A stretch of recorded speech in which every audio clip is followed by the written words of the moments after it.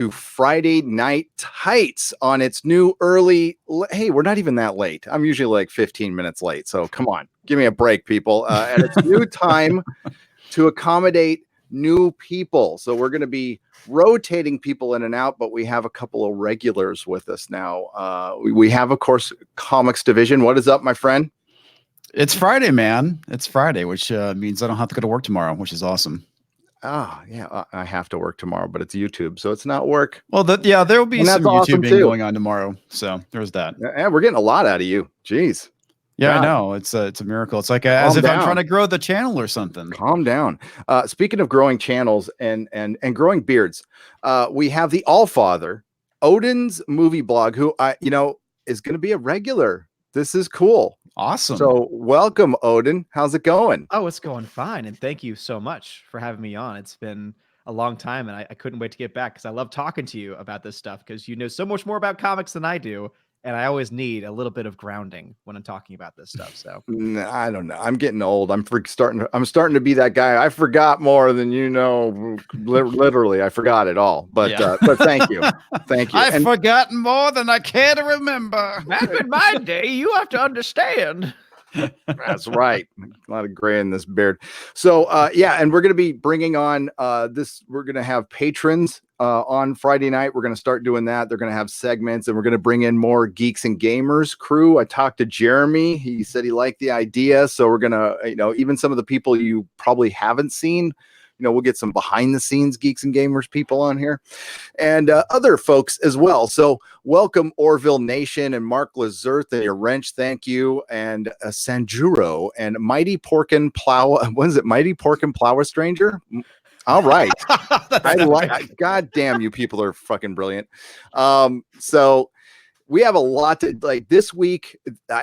We can't do a 6-hour show, but we're not EFAP, but we could with what we have this week. Yeah. It's unbelievable how much. I mean, it was slow for so long, and then D23, and it's just the gift that keeps on giving. It really is. So, what do you want to start with, guys? Because I'm open to it. I think we need to start with the Terminator trailer. Yes. Let's start with Are you sure? Do you really want to talk about it? I do. I really do want to talk about it. And for all the right reasons and not the wrong ones, I guess. I don't know. Yeah. When this is over, I'm going to kill you. She sounds like Marge's. What's Marge's sister's name? In The Simpsons? I forgot. I haven't watched a Simpsons episode in like a decade, so I have no idea. But okay, well, I did a video, so let's start out with Odin. Odin, what did you think of the Terminator? Oh man, well, it's not getting any better. I can say that much. And I'm still so excited. I think the most exciting part about the entire thing is that it's coming out on All Saints Day. Because as I've said before, it's going to need all the saints in heaven to make any profit whatsoever. I also love that an article came out this week about how apparently James Cameron was not on set for any of the shooting of the film. I heard that. I did. Why am I not surprised? So I love how the trailer has the producer of the original Terminator is back. And it's like, doing what? Giving them money? Okay, great. That's typically what producers do. So yeah. He was in New Zealand with his Canon 7D in front of a bunch of green sheets shooting Avatars 7 through 10. Did you see that commercial he did? He did a commercial for something.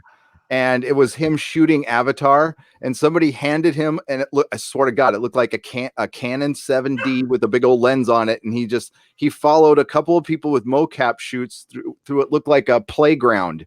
It was just a bunch of green sheets, and they had like fake weapons. And I'm like, oh my God, and it'll probably look fantastic when it's done. Don't get me wrong, but I was just like, and it makes me think of a word that I learned from Robert Meyer Burnett, who's he's with John Campea. I'm sorry, don't like John Campea, but I like R&B.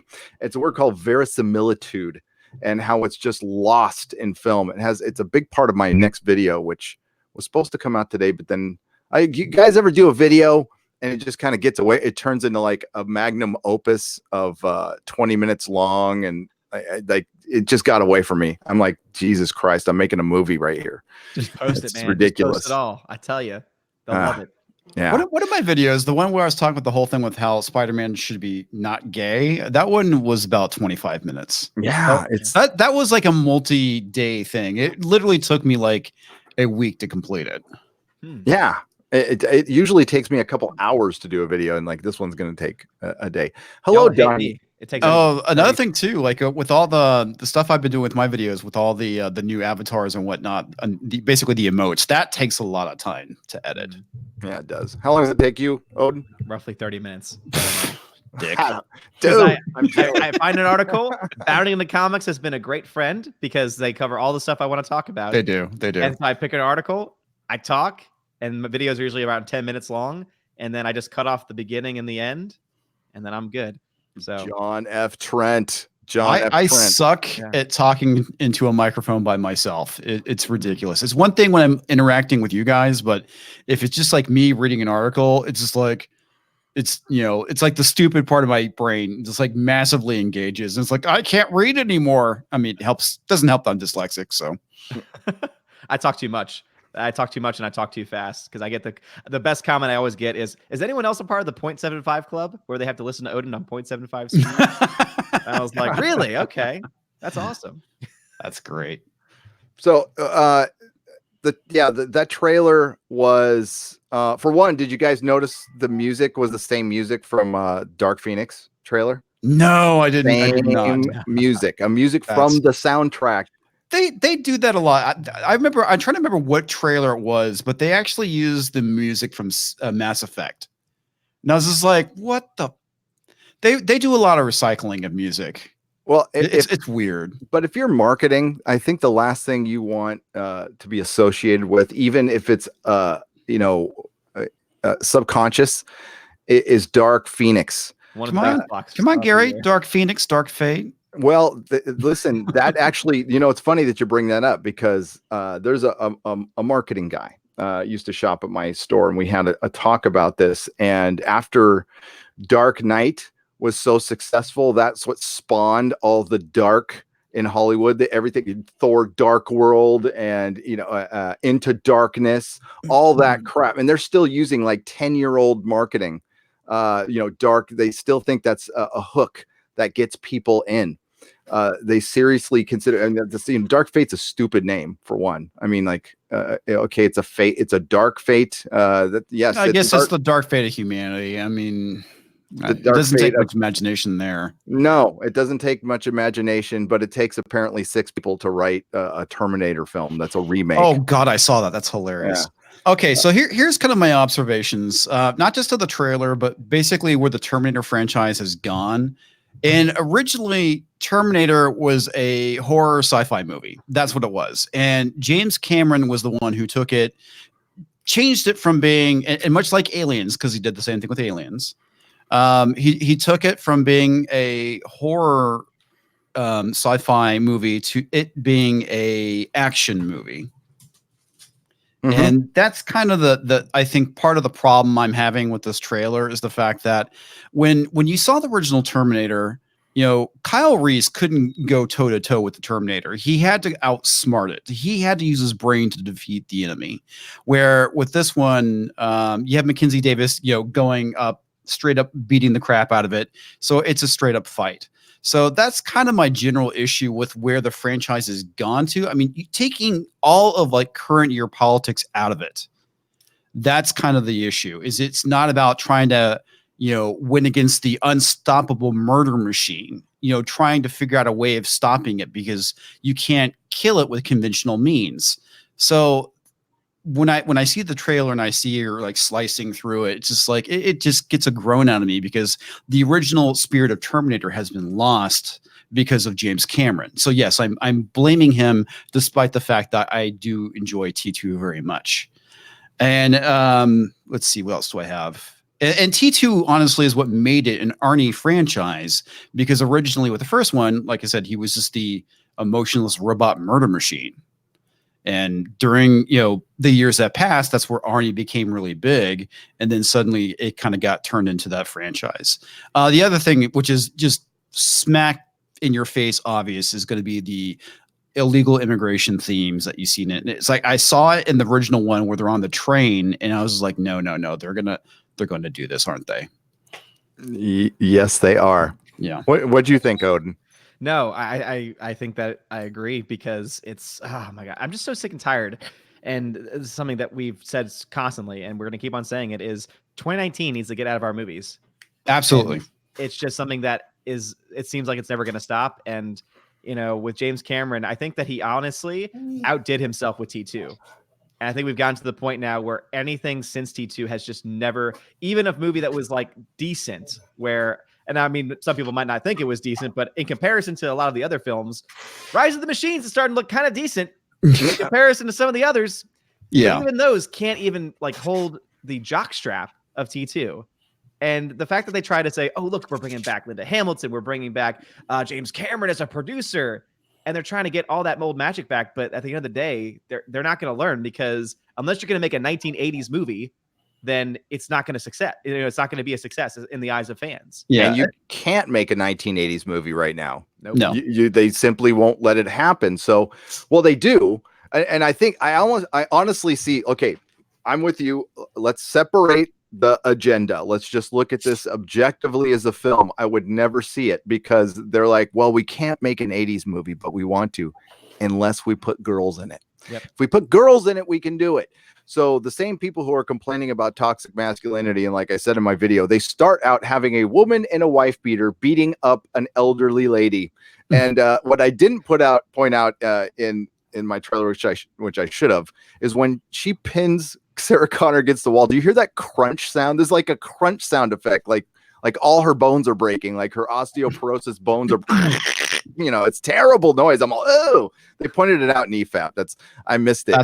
That's funny. Another thing too, I much like most movies, or Star Wars, Star Trek, etc. It should be about moving forward in time and not backwards. And that was the thing. It's like I enjoyed Salvation for what it was. This is something that they really should have been leading towards, concluding the series with the fight in the future. Throughout the years, that's all I wanted to see was humanity, beating, I won't say beating up on the robots, but I wanted to see the fight in the future. I wanted to see John Connor go and defeat Skynet. And it's like, we almost got it. And then the whole thing with Salvation fell apart. That's a good point. We haven't seen John Connor actually defeat Skynet yet, have we? I'm trying to remember. We haven't. But now John Connor's gone because he's a white male. So we have replacement Messiah. They're going to use, and now we're going to bring in, I mentioned it. It's not an issue I even want to get into ever, the complex issue of immigration. And I grew up, Comix Division, you're in a southern state. I grew up in San Diego, right on the border. So I know all about that stuff. And it's far too complicated for a Terminator movie to get into, but I think that's part of what sold it. I think that's how they sell movies in Hollywood nowadays. It's like, probably. Well, what is the message of the movie? Because these are political platforms now. The kids really like, politics, and it's like, okay, but and the kids aren't going to watch this movie. Nobody's going to watch this movie. And that's why I thought it was very interesting that they use the same music as Dark Phoenix. I'm all, well, they're going to have the same Dark Fate as Dark Phoenix. Also, I like that you did mention the fact that they're adding in the female characters, but it's not even just that. They add female characters while at the same time cuck the male characters. Oh yeah, you can't have one without the other these days. Exactly. You can't, and that's the biggest problem. So that's a great point. Is we have to have the cucking with the rocking, and we can't have them working together. I always bring up the one lone great moment in Endgame for me is that 2 seconds Pepper and Tony are fighting back to back. I'm like, that's awesome. We need more of that. Mm-hmm. But no, we can't have that because patriarchy. So yeah, this movie's gonna bomb. And Tim Miller, as much as I praised him for Deadpool, he got fired for a reason. I mean, listen, Deadpool missed him. I'm not gonna lie. Deadpool 2 was not as good as Deadpool 1. But there could have been a lot of reasons for that. But yeah, I don't think this movie's gonna do very well. I could be wrong though. But they're really trying to ramp up that woke marketing that's worked so well for other things. So I would say, even taking all that aside, if you look at the box office, I don't think it's possible for it to make a crap ton of money, because there has not been a film yet this year to make $1 billion that is not owned or associated with Disney. Yeah, that's ridiculous. And I don't think Dark Fate's going to be the first to do it. No, and it's got 4 distributors. I can't remember one of them, but it's Skydance, 20th Century Fox. Which, well, that's kind of Disney. It's kind of Disney. It doesn't count. Is it rated R or is it PG-13? It's got to be PG-13. I imagine we'll never see a rated R movie come out of Fox ever again. Yeah, it's got to be rated R. It's not rated R. See, yep, more money. Theoretically, Comix Division, you started it out perfect. Is they really needed to go, and they were making allusions to this, but please, Terminator was scary. He was unstoppable. It was a horror film to begin with, and God, I remember seeing it in the theater. I remember seeing it the first time in the theater.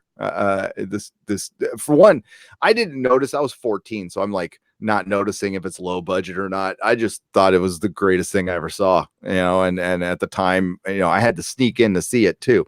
So, and yeah, it's hard to do that with audiences, but it's still possible, but you're not going to do it when you're repeating all the same beats. The CG looked freaking terrible. And listen, Hollywood, stop with the CG.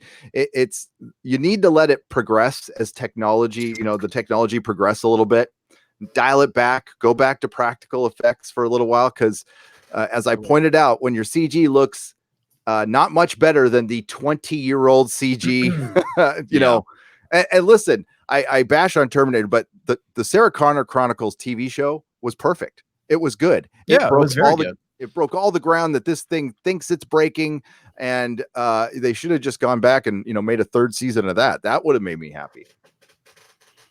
But freaking James Cameron. And I hate Avatar. I do. I make no secret of why I just thoroughly dislike that movie, and it's not just because it's Pocahontas in space. It just wasn't.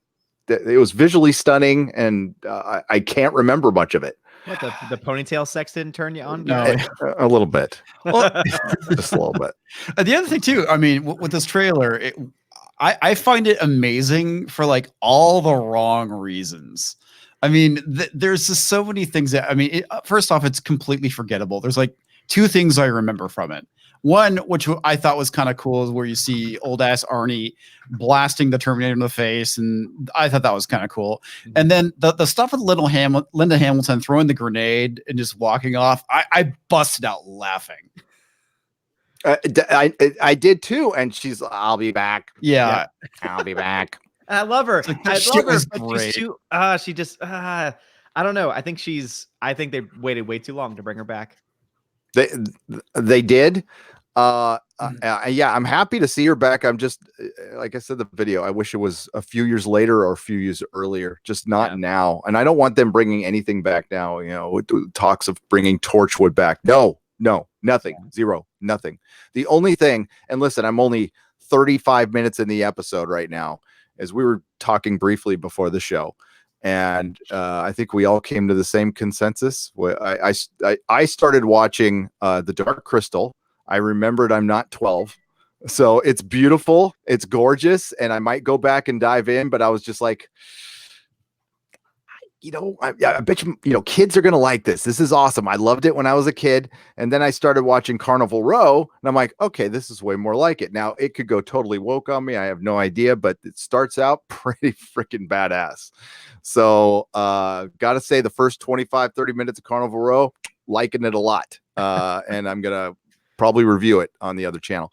Yeah, I would agree with that, because I know a lot of people have been asking about that, about what our thoughts on Dark Crystal are. I got 15, 20 minutes in, and same thing. The puppets look great. However, they have not updated the mechanics of the puppets at all. And so literally the mouth movement is the same as it was in the 1980s. And for the 1980s that worked, but for 2019, when you could have done so much more, keep it practical, but you can definitely increase the technology. I see where you're coming from. I think it's kind of quaint that they kind of kept it the way it was, though. No, Yeah, it's not even a bad thing. Maybe it's bad for me. I'm just too old for it. That's it. I mean, Maybe. I'm not saying it's bad. Yeah. It looked beautiful. It looked Yeah. utterly gorgeous, and Netflix still has the best platform. Their 4K is better than, and until I see Disney's, is better than anybody else's. It's so it looks gorgeous, and I'll give it a shot. I don't know. Maybe I wasn't in the mood, but I'm with you.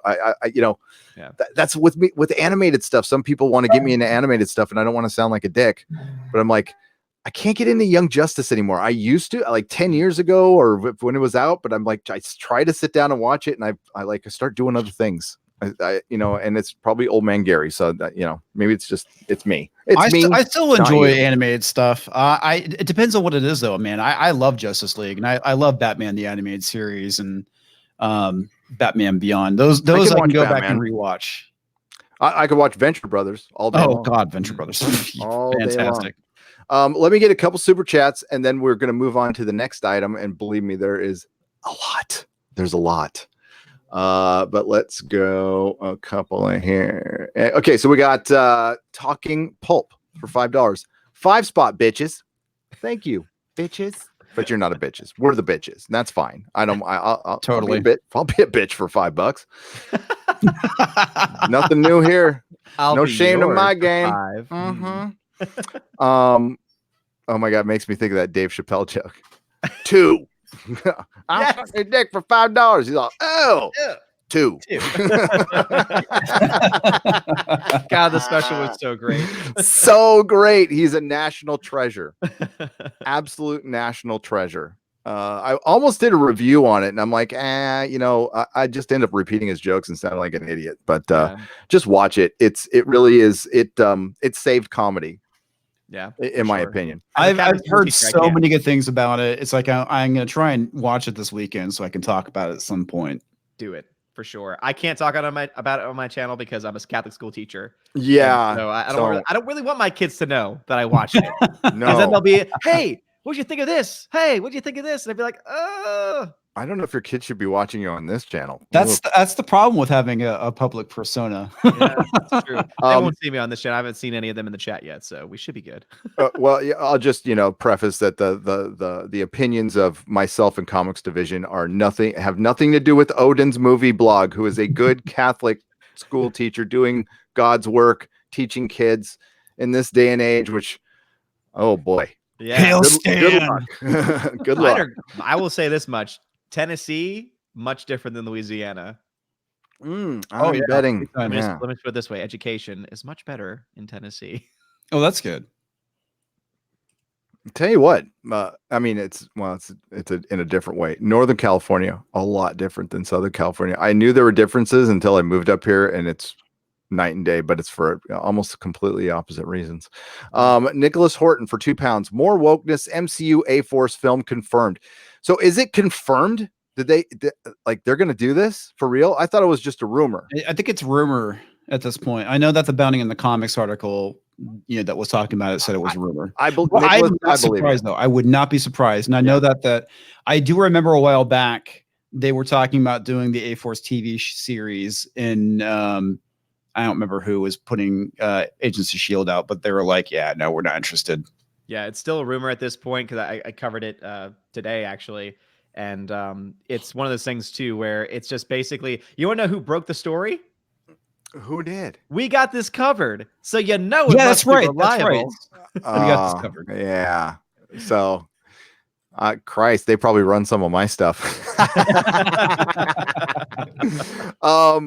Oh my God, I gotta find it before we go. I gotta the sci-fi sci-fi.com. I was up late reading an article, was chastising basically Bounding into Comics for running with fan theories and stuff.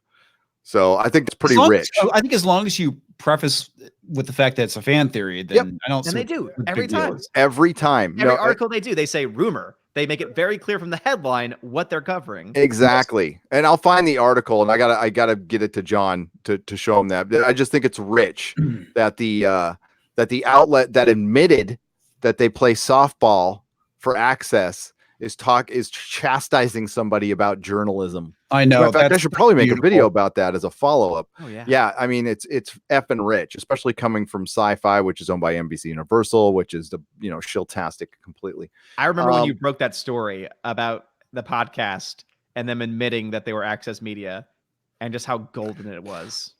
I couldn't believe when I heard it. I'm like, oh, thank you. I was like, they're probably thinking you'd never see it. Honestly, I had a thought, and this is a learning YouTube experience. I had the thought of, I'm not going to make a video about this because everybody knows it. No, make a video every time. Make a video, even if you think it's the most obvious thing in the world, because it's good to hear confirmation. Now, and I think you're right. I think they don't think we listen. I listen to their podcasts all the time. Sometimes I enjoy, not theirs, but like comicbook.com. I'll listen to their podcast because I want to hear what people think. I don't need to hear an echo chamber. Right. And sometimes some of those podcasts are just purely like, let's nerd out. It was very interesting. Comicbook.com, owned by CBS Shill, was bashing Eternals, and not for agenda reasons. They were bashing it for the reasons they should have bashed it. The costumes look terrible. The Celestials look terrible. Everything looks pasted on. It looks hastily put together. And I even think the person pointed out that it looks like it was a movie put together to counteract the New Gods from DC, which it was. That's exactly what it was. They'll fix it in post, Gary. They'll fix it in post. Yes, that's it. Pete for $10 says, hail to the house Nerdrotic. Please accept this humble yet blatant bribe attempt asking you to make more Exozone episodes. Mr. Pete and I really enjoy them. I will. Oh, and I have to start out. Thank you very much for the $10 and apologies to the Fandom Menace YouTube. I got like, we were going to have him on, but I've never talked to him before. So I need to talk to somebody before I have him on the show.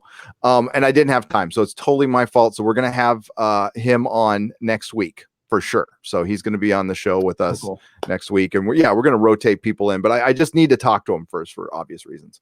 But that's my fault. So sorry, my apologies. Larry for $2. They say Miss Marvel is perfect replacement for Spider-Man. Wow. That's a great lead in, guys. Don't you think that's a great lead in? That is. Yes. I didn't set that article aside, but I meant to. There is one. Does Bounding have one? I think. I saw this post on Twitter. I don't know what shill site that came from. Let me see if I can find it. I could find it. Miss Marvel. Yeah, it's not.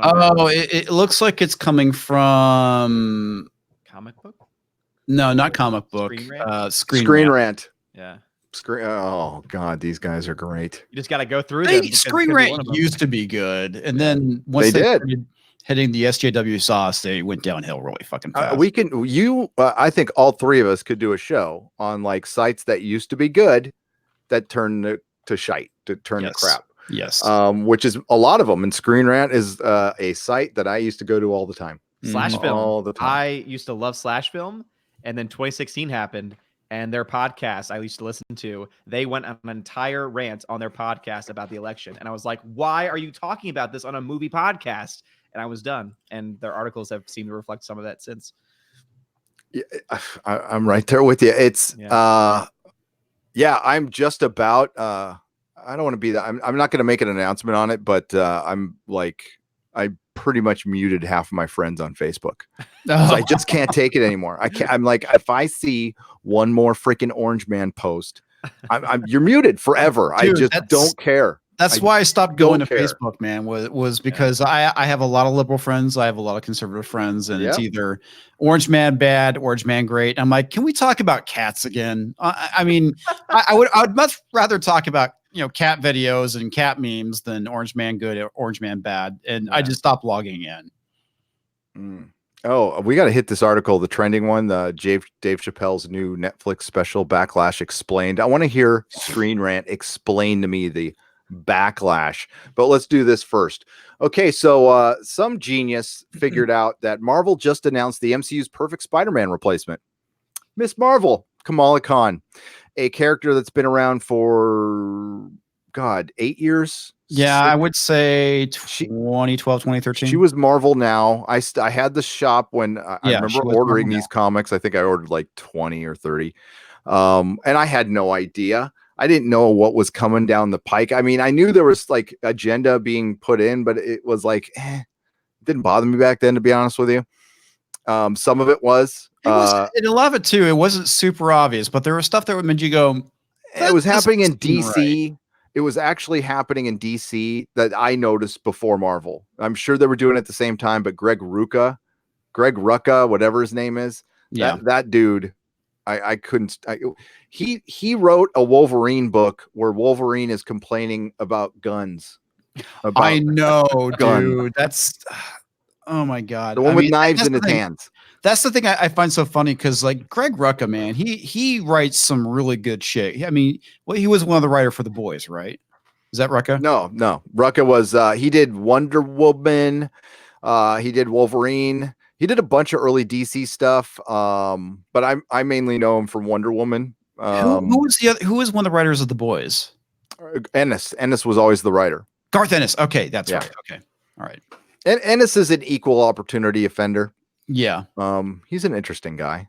And Rucka, I believe, also. No, sorry. Fuck, I'm getting my creator. Ennis is a ginormous bully. Like he and so he gets his way in the comic book industry, just because he's, I don't want to say bully, I just say he'll swing as around and it knocks people down.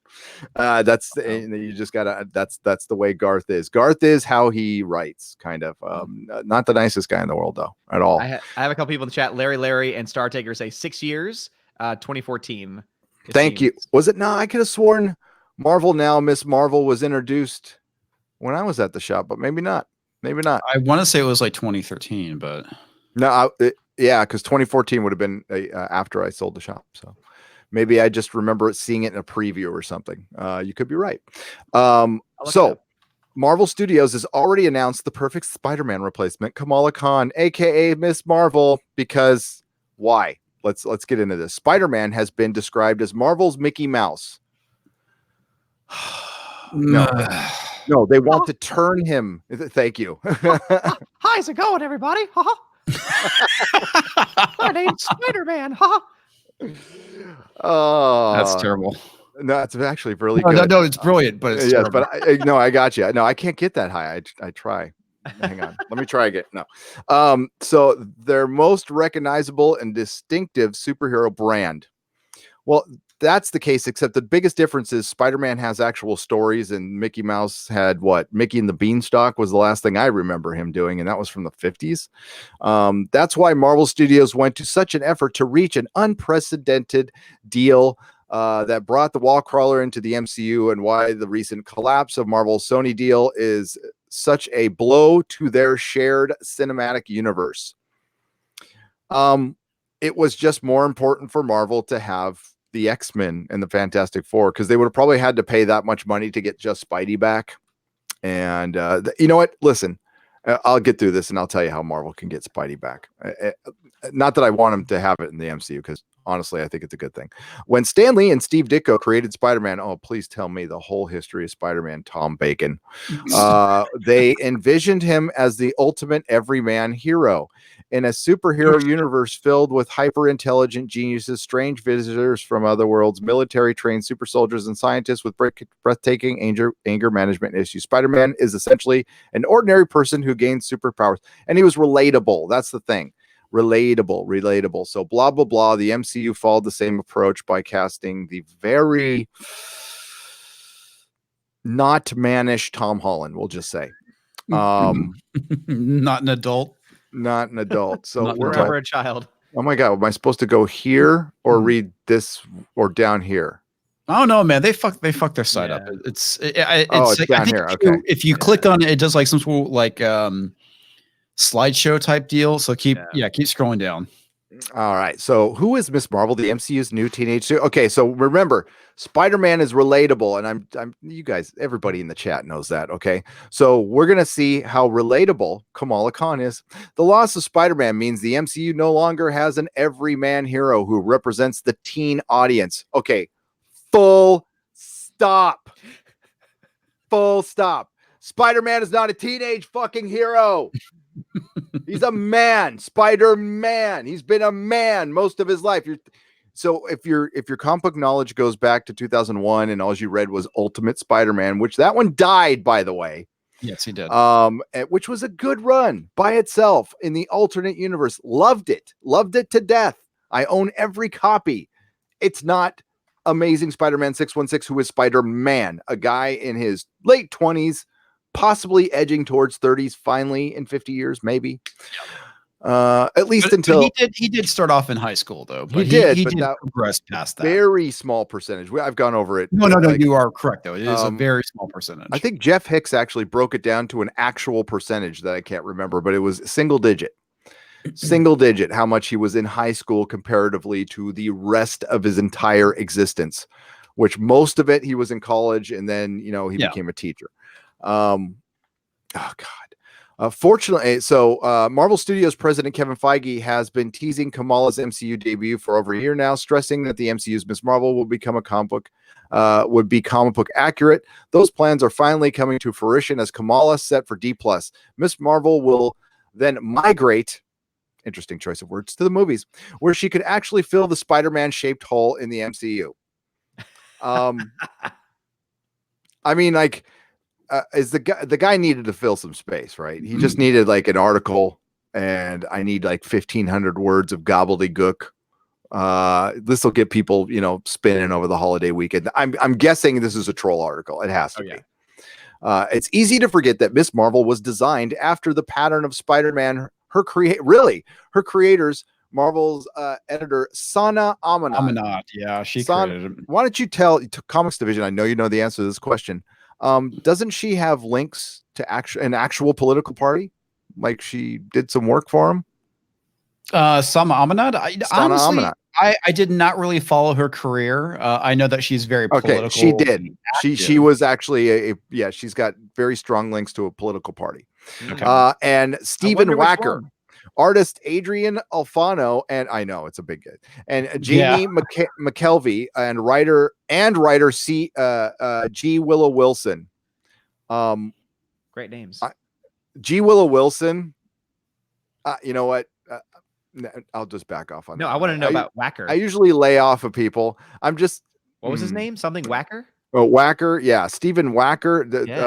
And Adrian Alfano. Like a committee created a simple. See, the thing is, you can tell it's a superhero created by committee. So they had to have a simple costume that's very cosplayable, envisioned her in another every hero designed to represent the complexity of modern multicultural society. Where Peter Parker was originally a Jewish kid, they created Kamala Khan as a young Muslim, and the majority of her stories subtly explore themes of social justice in the context of fundamentalist faith, because that's the everyman, right? Yeah.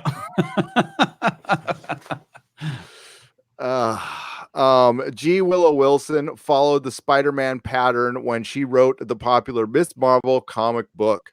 Stan Lee and Steve Ditko carefully built a strong sense of place around Peter Parker, so the readers felt that they got to know New York itself by reading. Jesus, I just knocked something. By reading the wall crawler adventures in the same way, Wilson ensured that her Miss Marvel run gave Kamala a sense of what she called particularity, truly making her feel as though she existed in the real place. So here's the biggest problem, guys.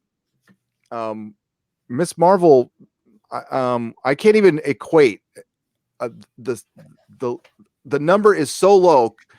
Miss Marvel comic sales compared to actual Spider-Man comic sales. No. Yeah. So Miss Marvel, I don't know this for a fact. I'm pretty sure her original run got canceled, right? I mean, it's not still going. All I know is that between issues 1 and 9, there was an 80% drop. Yes. We'll go to Comic. Are we talking about when it came out in 2014, or we're talking about like current year right now? Yeah, because it did come out. I posted it in the private chat. Yeah, so. I found it too. I didn't get a chance because Gary was talking. She was debuted in Captain Marvel 14 in August 2013, but her actual book came out in February 2014. Yeah. So Young, it wasn't too far. It wasn't too far off. Yeah. is Young Ripa in the chat? Did I Yes, see Young Ripa is in the chat. What's up, man? How's it going, dude? How's it going? Good to see you. Sorry I didn't notice you. I was too busy babbling. Everybody subscribe to Young Ripa if you haven't already. Brilliant YouTuber, good person, and brilliant takes on comic books. Knows what he's talking about for sure. All right, I'm gonna pull up Comic Cron and see if it's still going or not. Yeah, Young Ripa says the character is an a-hole. Yeah, she is. Yeah, and he's actually read the books. I can't say there's no way I was going to read that. Godspeed to you, Young Ripa, for getting yeah. that. I read the original run, which was decent, but it devolved very quickly. Yeah, it got very, very anti-white. Well, I mean, have you seen the person that they want attached? Yes, I know. Yeah, we haven't even talked about the showrunner who had to delete 5,000 tweets. Thanks. Good work, Doug Ernst, on that one, by the way. Oh, no shit, man. Doug did a great job with that. Freaking brilliant job. Well, apparently, well, I know one. I'm not going to put people on blast, but there's a couple of YouTubers who didn't give him credit. They should have, but maybe they missed it by mistake. That's fine. But I did notice that. You got to try to do it. I mean, I can't listen. I miss it sometimes too. So nobody's perfect. I don't think it was anything purposeful. Dang it! I got to turn off. Okay, I see a Miss Marvel annual, but I don't see a regular. Let me see if I can check in June and see. So, well, I'm just guessing she doesn't outsell Spider-Man. So I'm just wondering how quickly. God, no. Spider-Man's the only comic selling. Last time I heard. Spider-Man. I'm going to go to Comic Con. You said 2014. So yeah, 2014 is when she came out. Right now, Miss Marvel Annual #1 is sold roughly a little bit over 15,000 copies. Oh, well, that's good. Yeah, where the top 3 books that are selling right now is, I want to say, House of X, Power of X, and Spider-Man is #3. Amazing Spider-Man's #3. And how many sales? That is 113,000. I'll never forget. Oh yeah, 113,000 versus 15,000. She can replace Spider-Man. Let me tell you. Sure. Of course, man. Of course. I'll never forget. Versus when was Spider-Man debuted? Like 60 something. 1963. Yeah, 63. 1963. Perfect. So I'll never forget the first time Amazing Spider-Man sold as little as 60,000 copies, because I got a phone call from Derek Robertson. He called me at the store, and we talked once in a while, but it was rare for him to call. He's like, "Dude, are you okay?" I'm like, "Yeah, I'm great. I'm fine. Selling comics. Why? What's up?" He's all, "Amazing Spider-Man sold 60,000 comic books this month." I'm all, "Shut up." Yeah, because shut up. No, this was 10 years ago. Oh, this is before Slot then. Okay. 12 years ago. Yeah. Okay. And it was like my heart sank when I first heard. I'm like, you're kidding me? I'm like, it's over. It's done. We're dead. We're done. And I thought he was over exaggerating, or it was just a bet. No, that's when comics started dipping. It was selling more than that regularly. And it had been going on for a little while, and I just didn't notice because I wasn't going to Comic-Con every day. I just didn't care. My store was fine. And yeah, I remember that was the first time I noticed the problem. And that was over a decade ago. And that was prior to politics. And, there's a lot of other things. I did a live stream with Peter Sabetti. Go check it out. It's on his channel where we get into the really boring shop stuff, but I like it. I can talk about it for hours. I do. I always found that interesting when you were talking about it on my channel. Thanks. Okay. So Chris Persia pointed out that the current run is called Magnificent Miss Marvel. This is from June, because I switched over to June. 16,000 copies, and this is issue 4. And 16,000 total. That's okay. And again, these are sold to shops, not sold to actual customers. It's amazing to me that you think back to that time when 60,000 seemed like the end game, and now comics are somehow able to be sustained at 16,000. Yeah, and be propped up in this way. It's ridiculous. Okay, and Amazing Spider-Man. This is issue 24, which is ranked #6, sold 89,000. Yep. And Rip is pointing out the obvious, but you're right, man. And yes, here, I'll tell you right now, Ripa, that the amount of comics that are actually sold to people is probably half that now. With Miss Marvel, people probably order close to the vest, so maybe 3/4 of that, and I'm being nice. And out of the 3/4 of people buying that, a good half is habitual. I'm buying it because I'll tell you, as a collector myself, and Rippo would probably understand, and I know you guys will. I was a Marvel fan, and prior to the politics, I was a Miss Marvel fan. So if a Miss Marvel book came out, I would buy it to go with my Miss Marvel collection because I'm a completist.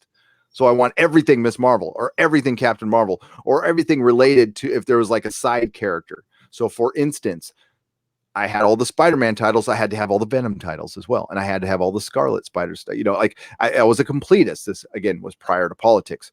So the comic industry has been saved and built on that for years, on habitual buying. The amount of people who don't read the comic books they buy, or a percentage of the comics they buy, is surprising. Probably will be surprising to a lot of people. It's around half. Half the people do not read all of their comics. Oh, I'm just as guilty, man. I know just from like this year alone, I had probably 8 months worth of comics I have not read. And there's stuff I need to prune out. And a lot of it is like, I like this book, but I haven't been reading it. And, a lot of it has to do with the fact that I'm like, fuck comics, man. It's like, I read a lot of stuff on Comixology these days that are just like back issue stuff. I've been reading The Boys, but I've been wanting to read all that before I actually go and watch the series, so I can kind of compare how bad it's going to be. Yeah, that was tough for me. I had to. I don't know if I'm ever going to do a review on it because I had to really get over my bias from the comics, because they just did a couple of things that bugged the shit out of me in the show. But the show is actually kind of good, I think the Butcher's character got completely cucked, in my opinion. I think they just completely cucked that character from the get-go, which they didn't need to do. I mean, they just didn't need to do, but that's just one thing. So John Connors is in the chat here. It says, check out the Backwards people. You will not be disappointed. Yeah. He said, backwards, my bad. It's okay. I'm glad to see you're alive. Would you finally beat Skynet so we stop getting sequels? John yes. Fucking Jesus. So let's get back to this article here. And yeah, gosh damn it. If I wasn't so limited on time tonight, Ripa, you and I need to do a live stream soon, like very, very soon. I want to pick his comic book brain, especially on the modern stuff, which I haven't gone over so much. And bless you, dude, for reading that trash, man. It's like I can't read it anymore. It reminds me of when I read Twilight, and I read it not because I wanted to, but because I knew that I would hate it, and I knew the first thing someone would say to me is, "Well, you haven't read it, so you can't say anything." But now I can say, "Oh no, I read it. I sat through that garbage." But you might as well have driven a spike through your skull. That's true. But it's also the same reason why I watched that show, The Girls, or Just Girls with Lena Dunham. Yeah. I watched it so that I could say it was awful. Yeah. I mean, that's part of what we have to do. It's I'll read some of those comics. Like I read The Champions.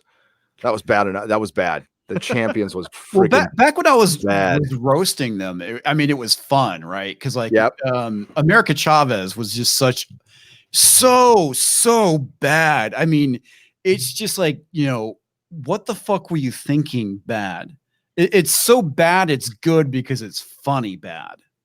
Like if you ever seen the movie Tooken, Odin, have you seen that? It's terrible, man. But it's so terrible, it's so good. Oh, when did it come out? A couple of years ago. So is it a spoof on Taken? It's yes. called Took It. Yes, and it literally ends in a cockfight. It's epic on how horrible this movie is. That's great. Yeah. Well, Willow. That's America Chavez. Yes, Willow showed the same dedication to Kamala's support. Willow. Okay, I'm just going to come out and say it. G. Willow Wilson's kind of a poser. Now she might be a poser that's like grown into the things she's done. But I'll just leave it there. I'll just leave it there. Willow showed the same dedication to Kamala's supporting cast, working hard to flesh them out so Kamala felt as though she was interacting with real people. It's hard to I love that the arbiter of reality of the real person are writers and editors from Marvel Comics. Okay. It's hard to reproduce this effect on the big screen, which may be why Marvel Studios has chosen to introduce this version of Miss Marvel on Disney Plus, so they can take their time building her world and strengthening her supporting cast before moving her into the movies. Like the MCU's Peter Parker, Kamala Khan is even a superhero fan. Oh, the MCU's Peter Parker. I'm like, what? Oh, MCU's Peter Parker, right? Because it's nothing like Spider-Man. Although in Kamala's case, her idol is Captain Marvel, not Tony Stark. Captain Marvel, the villain, basically. Yeah. Which in the comics, she was actually a fan of Miss Marvel, not Captain Marvel. Okay, so hint, my next video is about Captain Marvel. I haven't done a Captain Marvel one in a long time, but it's kind of it's an homage, and I'm really pushing homage to the limit on this one, but it's an homage of another YouTuber's video. But it's done out of complete respect. It's not a hit piece at all. It's actually So hopefully I do it right, or it could be disastrous. But you don't know until you try. As popular as Kamala Khan's Miss Marvel may be,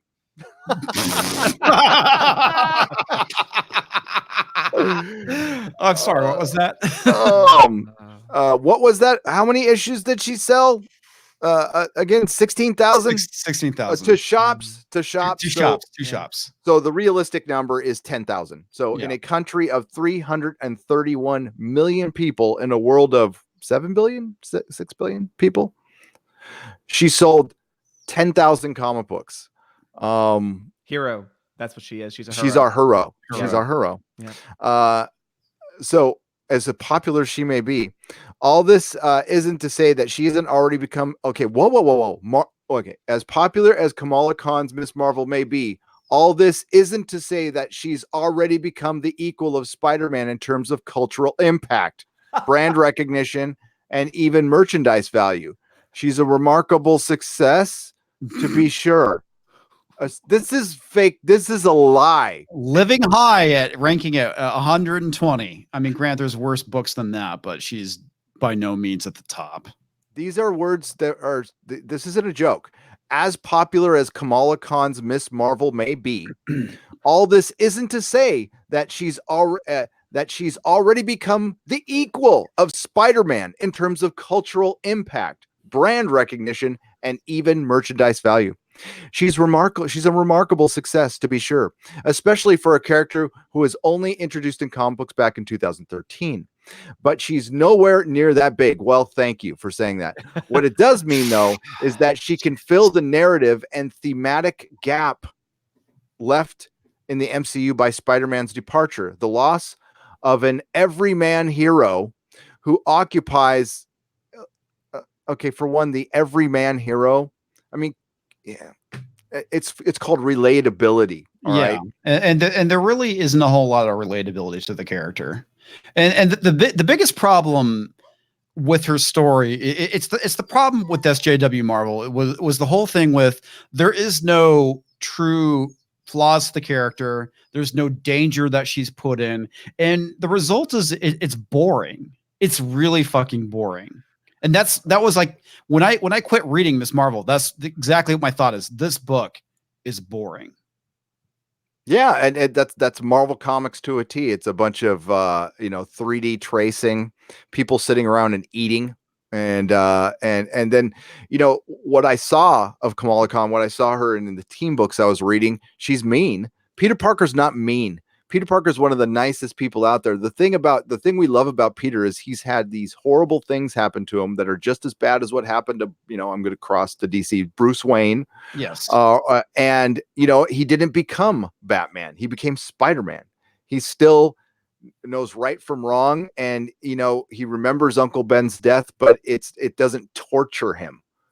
It doesn't torture him. No, it motivates him. Exactly. He's the polar opposite of Batman. That's why he's a better character than Batman. I would Spider-Man's a better character than Batman. I love Batman. Spider-Man's a better character. No, I agree with you. It's the reason why he's probably the most iconic. Everybody knows who Spider-Man is. I mean, you walk up to any normie on the street and say, have you heard of Peter Parker? Have you heard of Spider-Man? And they're gonna be like, yes. You say the same thing about Kamala Khan and Miss Marvel. They're gonna be like, who? Now, the caveat to that is, well, he used to be because in the hands of Disney Marvel, he is not better than Batman. He's not. Disney Marvel. This is 2009 on Marvel. He stopped. I consider Marvel ending the Secret Wars. Secret Wars was the end of the 616 to me. That was done. I mean, they screwed it up, jacked it up. Oh yeah. It's never been the same. Yeah, and honestly, they haven't fixed the continuity, in my opinion, well enough. They haven't. They fucked it up. And listen, there was rumors forever that they were going to do a Marvel rebirth. They were planning it 3 years ago, which I guess it could happen. I remember hearing something like that. But I want to talk about Secret Wars real quick. I mean, I'll be honest with you, because that's ultimately what gave birth to All New, All Different. And I hated that event. It was so terrible. I know there's lots of people that defend it and like it. I was waiting for it to fucking end. It dragged on. I want to say it was like 8 issues. It was fucking terrible. It was absolutely fucking terrible. You know, Marvel really shit the bed with that. So Odin, Marvel had continuity. The biggest difference you might know between Marvel and DC was DC relaunches their continuity from time to time with a crisis or whatever. So the Batman you read in 1950 is not the Batman you're reading now. Right. Marvel, up until, in my opinion, Secret Wars, the Spider-Man you were reading in 2015 was the Spider-Man from 1963. He just they just aged differently. Basically, each issue was a day. You know, so and what they did was they jacked up what made Marvel unique to DC. And listen, it really made the canon messy, but who cares? They always explained it. It might be explained badly, but they explained it, and we moved on because we know we're reading comic books and it's not that big a deal, right? But Disney, like, as much as they're hands off on stuff, as you know, they were supposedly, you know, with Pixar, they were supposedly hands off. Eventually they're not, as you know. Eventually they creep in.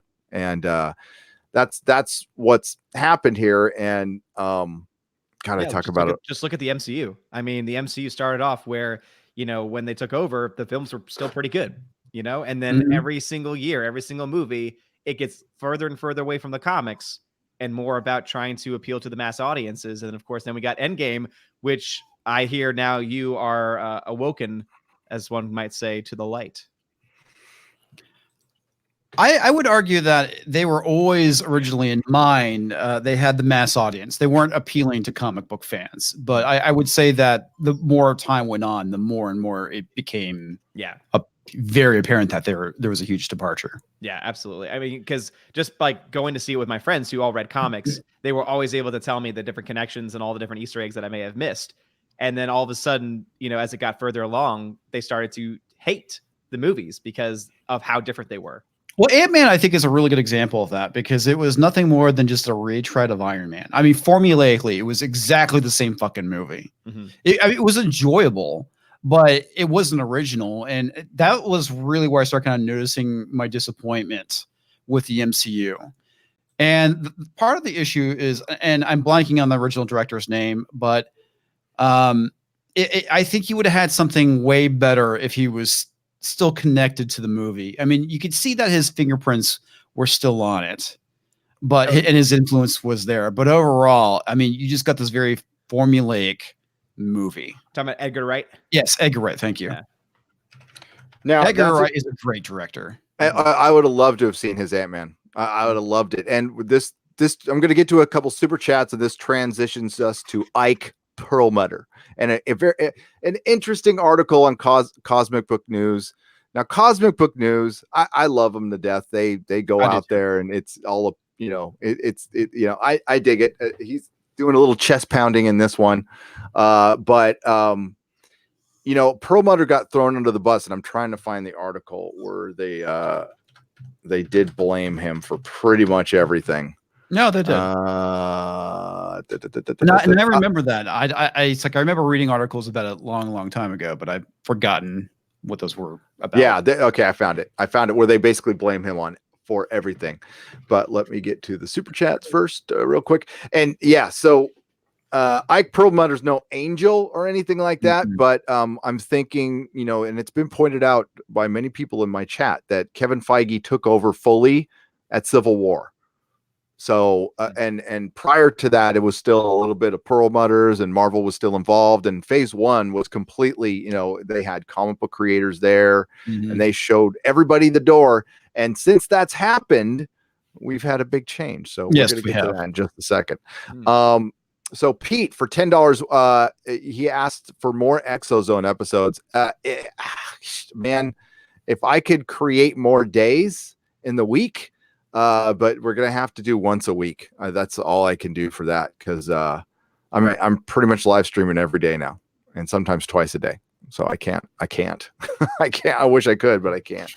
Larry for $2. They say Miss. I already read it, but yeah. Again, thank you for the $2. They say Miss Marvel is a perfect replacement for Spidey. Sure, in the SJW NPC world, I can see where they would come up with that. David Lutz for $2. They should have made the Terminator a kid.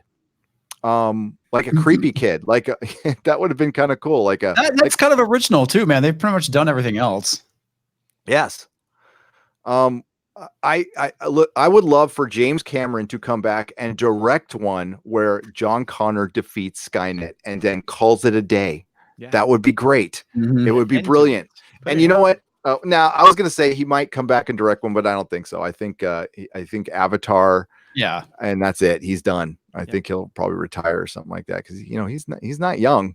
He's not young at all. I mean, he's good shape for his age and everything. What, 60s, mid 60s? Yeah, he's got 10 avatars to make. So, I mean, yep. Yeah. He also needs to invent Cameronian. So, for all those fans of Future Man.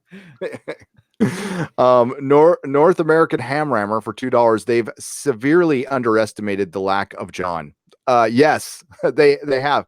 Hey, did you say, hey, Ham Rammer, did you, let me see if you can see it. Did you see your painting back here? Hang on. It's right there.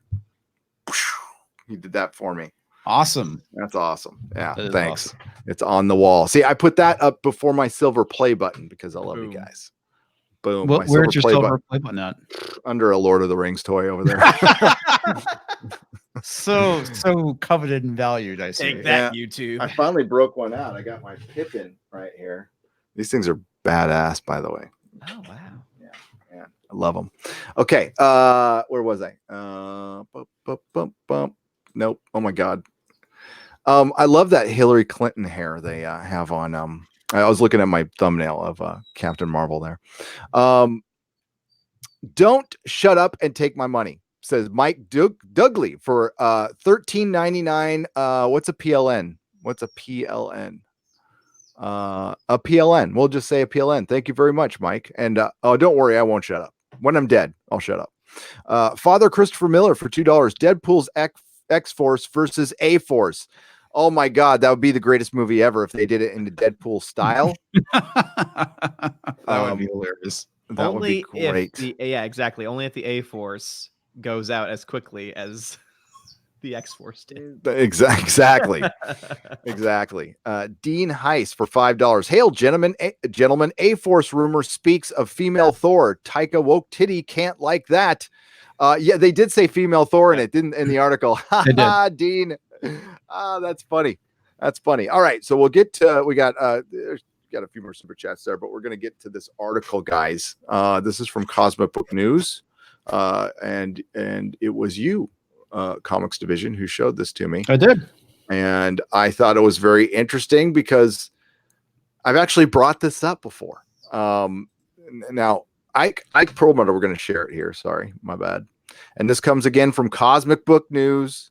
So we want to give them plenty of shout outs. Matt McGloin, is that his name? Matt McGloin. Matt, I bet he's been called Matt McGroin before. Where's my stupid share button? Oh no, where is your stupid share button? It's gone. It's just you now. It's just me now. Hang on. No, but like, am I already sharing something here? I'm boom. There it is. Okay. dumbass. My window was too far. I was like, huh? That's why you gotta have the ultra wide monitor. I want to get one of those. It was $1,000. I was like, Really? I Damn, can't do dude, I that. picked mine up for like 200. It's an LG. Is it like one of the curved ones? It's super It's wide? not curved. It's a ultra wide. Okay, and yeah. It's like 32-inch. It's not like No, I got an ultra wide 32-inch screen, but Okay. I wanted to get the curved one but it was like $1,000. Mrs. Nerdrata could divorce me. If I came home with $1,000 monitor. That's a lot. It's a lot. So okay. Here, I'll just allow it. Ike Perlmutter saves Marvel, the hero we all need but don't deserve. We may have an unsung hero in the form of Ike Perlmutter. Now, there's a couple things he might not have right in this, but I think he's just giving his opinion, which he can certainly do. The eccentric Disney billionaire who just may have gone so far as saved Marvel Comics. Perlmutter, whom Marvel Studios president Kevin Feige booted from being involved with the movies and was blamed for massively interfering with the MCU by both James Gunn and the Russo brothers, as well as various Hollywood trade sites. And don't forget, Robert Downey Jr. and Chris Evans both threatened to leave because of him. Right. That's because right. Over Kevin Feige. Perlmutter, who had been accused of being responsible for canceling and killing off the Fox, Marvel, X-Men, and Fantastic Four properties in the comics, gaming, and merchandise. I don't know if that's true or not. I don't know. It actually is. I remember the one who said it, or because like, well, I'm going to read the article and I'll tell you how much he's actually involved in Marvel. But go on, tell me what. Well, it's like I remember reading back in 2014, 2015, right around then, about the whole thing that was going on with the cancellation of Fantastic Four. And it was rumored then that he was canceling it because of the whole thing that was going down with Fox. So I'm more inclined to believe that was a possibility. I think it might be too, if he's that involved. I mean, for one, this guy is an enigma. Like, we know nothing. There's very few pictures of him up until recently. There was like one or two pictures of him on the internet. He used to be, he's a very rich person. He's got a seat on the board at Disney, but Kevin Feige beat him. Like, they had a power struggle at Marvel for the films, and Kevin Feige won for now. Perlmutter, who has been blamed for being for the no female Marvel movies or action figures. Now, that is true. He is not. He's all about the female action figures don't sell, because he actually has access to the actual numbers and sales, and he sees that they don't sell. So and if you want some more proof, go to your local Best Buy and see how many Captain Marvel dolls are sitting on the shelf there. I counted 5, the same 5 that were there last month. And yeah, just see how well they're selling. Perlmutter, who I even blamed for the downfall of Marvel Comics following the cancellation of Nova and Guardians of the Galaxy years ago. I remember that. With me having recommend that all of Marvel come under Kevin Feige. Boy, am I regretting that now. Perlmutter, who has played the villain role opposite Kevin Feige's MCU champion for years. Now Ike Perlmutter might actually be the hero that we all need but don't deserve. And then he shows us this, which is just so unexciting. It really is, man. It really is. WandaVision, man. Why? 60s they're going with there? Yeah. What? And they're going to do it. I'm excited. So they're going to base it on hear to my voice. I'm excited to make fun of it. So they'll probably base it a little bit on Tom King's version of Vision. So it'll be suicidal Vision in a 60s sitcom, possibly. The Eternals. I got some screenshots of the Eternals. The Eternals looks terrible. I don't get zero fucks given, man. I don't care about the Eternals. Out of anything that's on that list, there's only 2 movies I want to see. Shang-Chi is interesting because I like martial arts films, and I want to witness live and in person the dumpster fire that Thor: Love and Thunder is going to be. I am so excited for that movie because I know it's going to be terrible. So while Kevin Feige's MCU Phase 4 plans to continue to go in a leftist and political correct direction, it is learned that Ike Perlmutter is going to the opposite direction with Marvel Comics, which has been going that very same route as Feige's new MCU for even longer. The Hollywood Reporter, THR, hints that Perlmutter is responsible for putting the kibosh and forcing Mark Waid to change a PC-oriented Captain America essay that was supposed to be released in today's issue of Marvel Comics 1000. But they just made him reword something that was still pretty critical, right? He didn't have to. Did he put the kibosh on the whole thing? No, he did put the kibosh on the whole thing, but it was rewritten. And Bound into Comics has both versions of what Mark Waid wrote, and it's definitely a lot shorter, and it is definitely different. You could say that there's still some criticism there, but nowhere near as bad as the original. So we're in 80 years of Marvel Comics, and this is all trumped up because they're trying to, have the same success as DC did with their actual 1000 comics. So this is all trumped up. By the way, Captain Marvel's right there, big and bold, right there. So of course, and Mark Waid has his one opportunity to like this historic event for Marvel. And what's he want to write about? Does he want to write about comic books? No, he wants to write about politics. Yep. So I mean, I don't see anything being changed there. The fact that Mark Waid works there tells me they're still in that direction. Mark Waid would never work for me. I would have him as far away as possible from my comic company, considering what he's done to just a single person trying to keep a customer, a fan, from having a comic made and being sold in stores, in my opinion.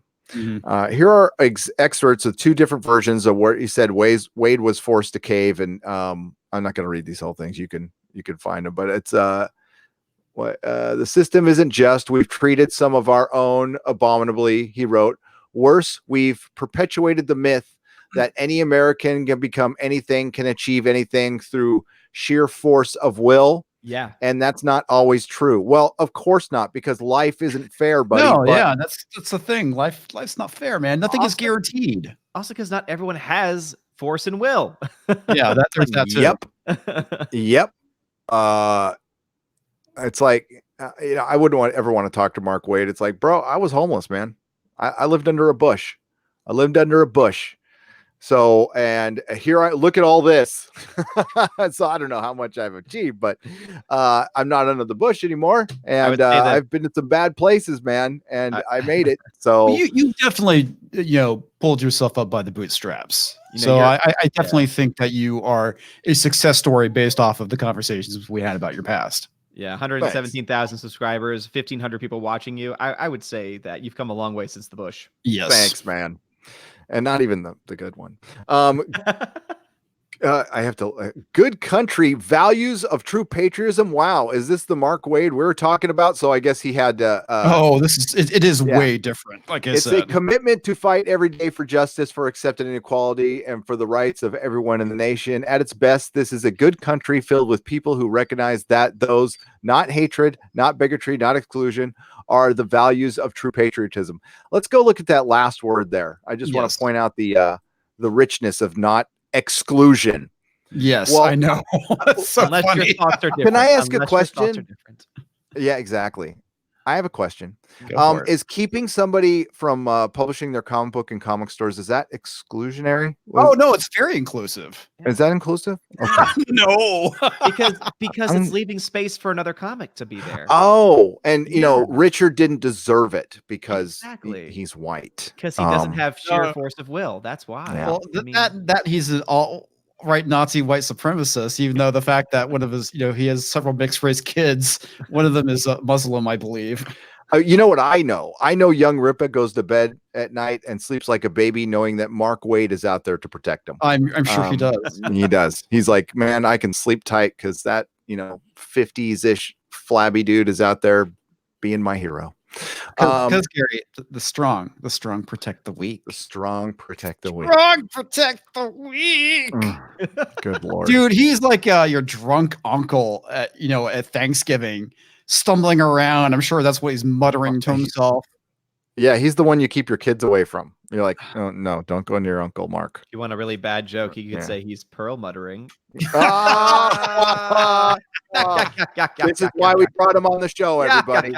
Oh, that was brilliant. He's earning his nothing for this. By the way, subscribe to Odin's movie blog. By the way, he does some great work. He works for he works with Geeks and Gamers, and he's got his own channel, and it's doing quite well. By the way, and he's really good with the box office numbers. So check it out, and also Comix. Also Division. got his own movie blog too. Yes, really. It says it in the title. Oh, we're full of the jokes tonight, everybody. How's it going? They're all bad jokes, but they're jokes nonetheless. Yeah, it's like from the 1920s. Yeah. How's it going? Yeah. Listen, Mac, it's curtains for you, Mac. Curtains. Oh, yeah, see? They're adorable. Curtains for you, buddy. It's curtains. Mark Waid, who allegedly went behind a YouTuber and Marine veteran's back to get a young man's comic book canceled, with Waid now in a heated lawsuit over those allegations. So all it took was for Waid to change gears was to have Perlmutter, a known friend of the president and ironically enough involved with Trump's Department of Veteran Affairs, ask for changes. I could see how that possibly happened. I don't think CB Slabluski got him to change his mind. And we've got James Gunn. They mentioned, okay, so this sounds eerily familiar to what happened to James Gunn, who too caved and stopped tweeting his political rants once Disney fired him, or how following having completed Marvel contract that the Avengers Endgame having been released, Chris Evans also went into some weird leftist political rant. He still has them. He did, man. He went. He went way out there. And of course, there's Brie Larson. So, or how about Kevin Feige continuing to replace classic Marvel characters with PC characters while lying about it all? That's right. And Perlmutter is the bad guy. Kevin Feige is an evil supervillain. He really is, man, if you think about it. Oh, absolutely. He's got that, opie face, and he's like, gosh golly. And he really likes Brie. Wrong here, folks. Golly. Yeah. What a narrative that has been unfolded that paints Perlmutter as some evil villain while Feige has been the superhero, when it seems the opposite is actually true. Now that is a villain plot straight out of the comics. If there ever was. The report from the Hollywood Reporter makes mention that Marvel is not allowing its publications to take a political stance, which follows 2 weeks ago Marvel Comics turning down Art Spiegelman's essay that made mention of an orange skull for Marvel. The Golden Age, 1939-1949. It's further said that Marvel is trying to stay apolitical. Well, that would be a great and way too effing late. There's about 150 comic stores that are flipping you the bird right now. Mm-hmm. And these are, these are comic stores that largely would have agreed with you politically, by the way. Just saying.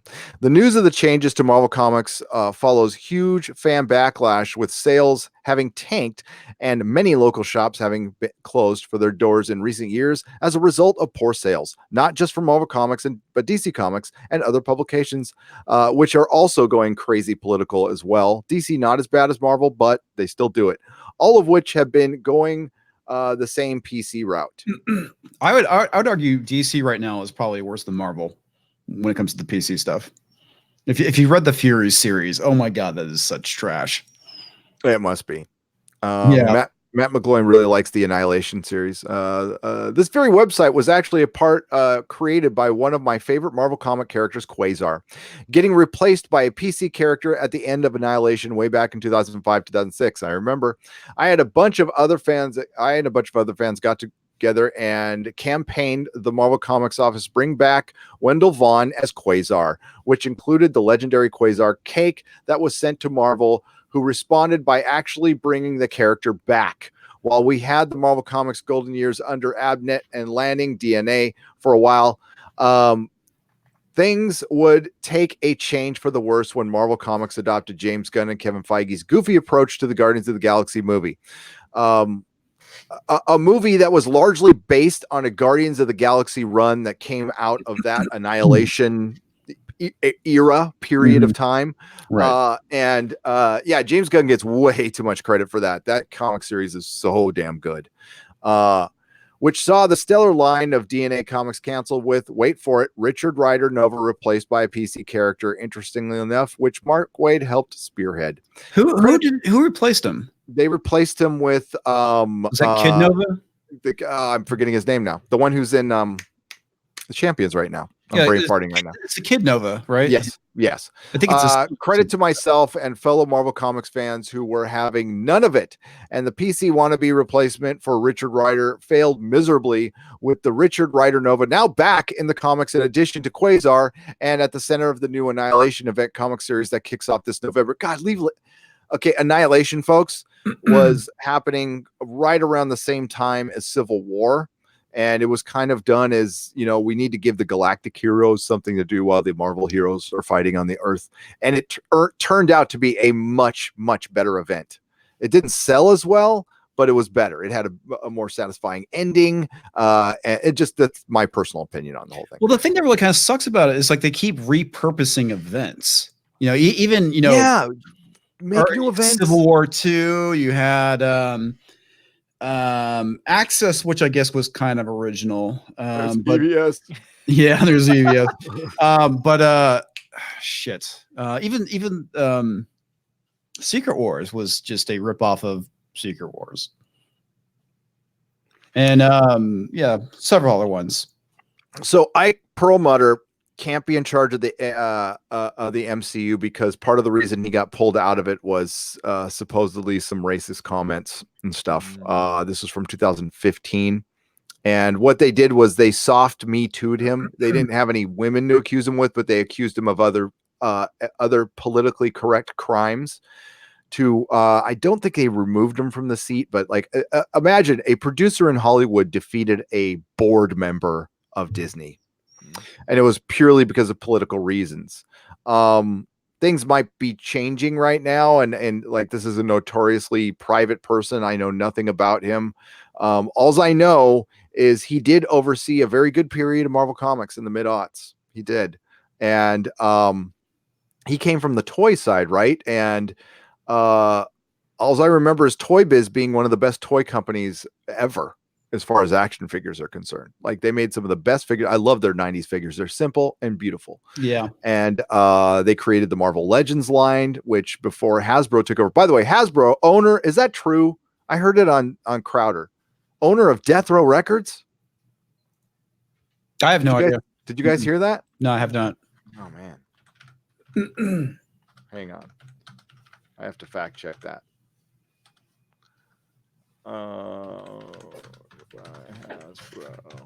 Already facing lawsuit. Death Row Records is now owned by toy giant Hasbro. Are you fucking serious? That is ridiculous. Oh, and my God. That's funny. They did a whole skit with Quarter Black Garrett with the Suge Knight Ruckspin. You got to see it. It's freaking hilarious. It's a little talking teddy bear Suge Knight. That's hilarious. Oh my God. Yeah. This is, as far as corporate mergers are concerned, that's the strangest one I've ever seen. It really is, man. One you could say is rather wholesome and the other one is not. Yeah. Not even close. Now, I agree with Matt McGloin. I think Perlmutter should be back in charge of Marvel, but he won't be. I mean, just until Kevin Feige fails. You know what the resistance... It's coming, though. It's coming. Maybe, Odin might be able to explain this because I'm sure you're hearing the same thing I am. How could you be saying the MCU is about to fail? It's on top of the world. It's making all the money right now. It's peaked. I mean, it's peaked. Yeah. And we see it with box office numbers all the time where one movie will be a massive. Alice in Wonderland was a great example of something that made $1 billion and the next one crapped, Yeah, absolutely. And I think that also too, they I think went above and beyond to try and make Endgame the highest grossing film of all time before inflation. And guess what? They did. Congratulations. And now it's all downhill from here because no other film is ever going to be able to reach those heights because Endgame was 11 years in the making, 22 films in the making. And you're never going to have that again, especially since now you've lost so many characters that have been not just iconic in the movies, but also, of course, in the comics.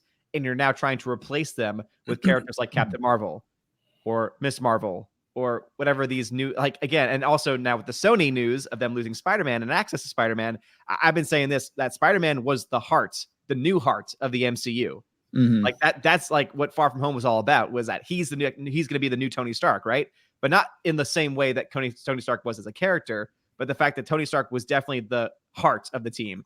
Not necessarily the big leader of the team, but definitely the heart. But now that they don't have him, who are they going to replace him with? Captain Marvel? Well, yeah, and that's the thing. They've been very clear that Captain Marvel was going to be the new lead going forward. And I could buy it if they actually got a charismatic actress to play her and you made that character likable and relatable and fun, which is the complete opposite of what we got with Brie Larson. Yeah. So they had the opportunity to pass the torch, because, you know, all these actors were going to age out. They had to go, they're going to stop being these characters at some point. So you're left with, you know, three choices. Technically, you can stop while you're ahead, which is technically what they should have done. They can go and recast and start over, or they can find suitable characters to pass the torch to. And they chose the third option, but failed with likability. No one's going to want to see Brie Larson as Captain Marvel after, I give it 3 films, man. You're going to see a sharp decline because her character is so wooden, so unlikable, and so annoying. You're just not gonna, you're going to stop giving them money. Well, also too, we're not going to get the film for a long time. Yeah, because what, like, Black Panther was announced for what, 2021 or 2022? 22. Yeah, and so where's Captain Marvel going to fall into that? Probably after that, I would imagine. Well, so Black Panther's not even phase 4; that's phase 5. So I would imagine they'd be bringing her back in phase 5 as well. Yeah, and so it seems to make sense to me that they would be coming out, because also she's not going to have Endgame right next to her next time to be able to prop up her sales. She's not going to have the same, you know, the same release date to prop up all the sales too. And this is what I've been saying with the box office, is that it has been shrinking every single year. Yeah, you look at all the Marvel films doing well. They've all made $1 billion.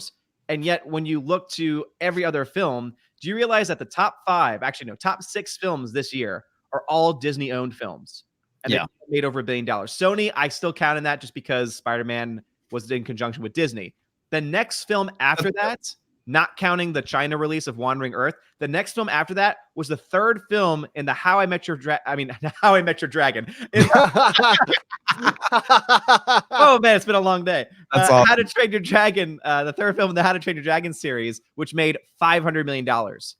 So $500 million less than every other film owned by Disney. You can't keep that up forever. And it shows every other studio is failing. Because, yeah, you might say that's $500 million. That's a lot of money. Yeah, but when it costs, you know, $340 million when you add marketing in to make a film and you don't get 100% of the tickets, you're breaking even, making small profits on these big films. I mean, Godzilla didn't even break, what, 400 million? Like, yeah, that's pretty ridiculous. And I just saw a comment, which is also very true, which we haven't really talked about. Half of phase 4 is going to be on Disney Plus. They're not, this is going to be in theaters. Yeah.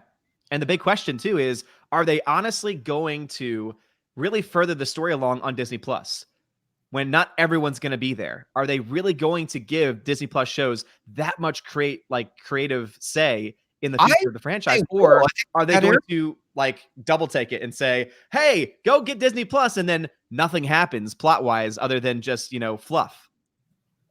It's a good either way. I do think that they're arrogant enough to say everyone's going to subscribe. So we're going to have the majority of the plot going on there. So I think it's a good possibility. Or it could be, like you just said, it's just fluff. Yeah. It's going to be interesting to see. Yeah. They just came out saying we have record subscribers, which, I mean, CBS All Access. I believe Disney. They offered a couple of good deals where if you get 3 years for like super cheap, $70 a year. I believe Disney. I don't believe CBS All Access. By the way, I have a news tidbit for later that might be the first case of troll casting. Oh, screw it. I'll say it now. I got to verify it. I saw somebody did a video of it. Hang on. Let me just do some fact checking here. Troll casting. Yeah,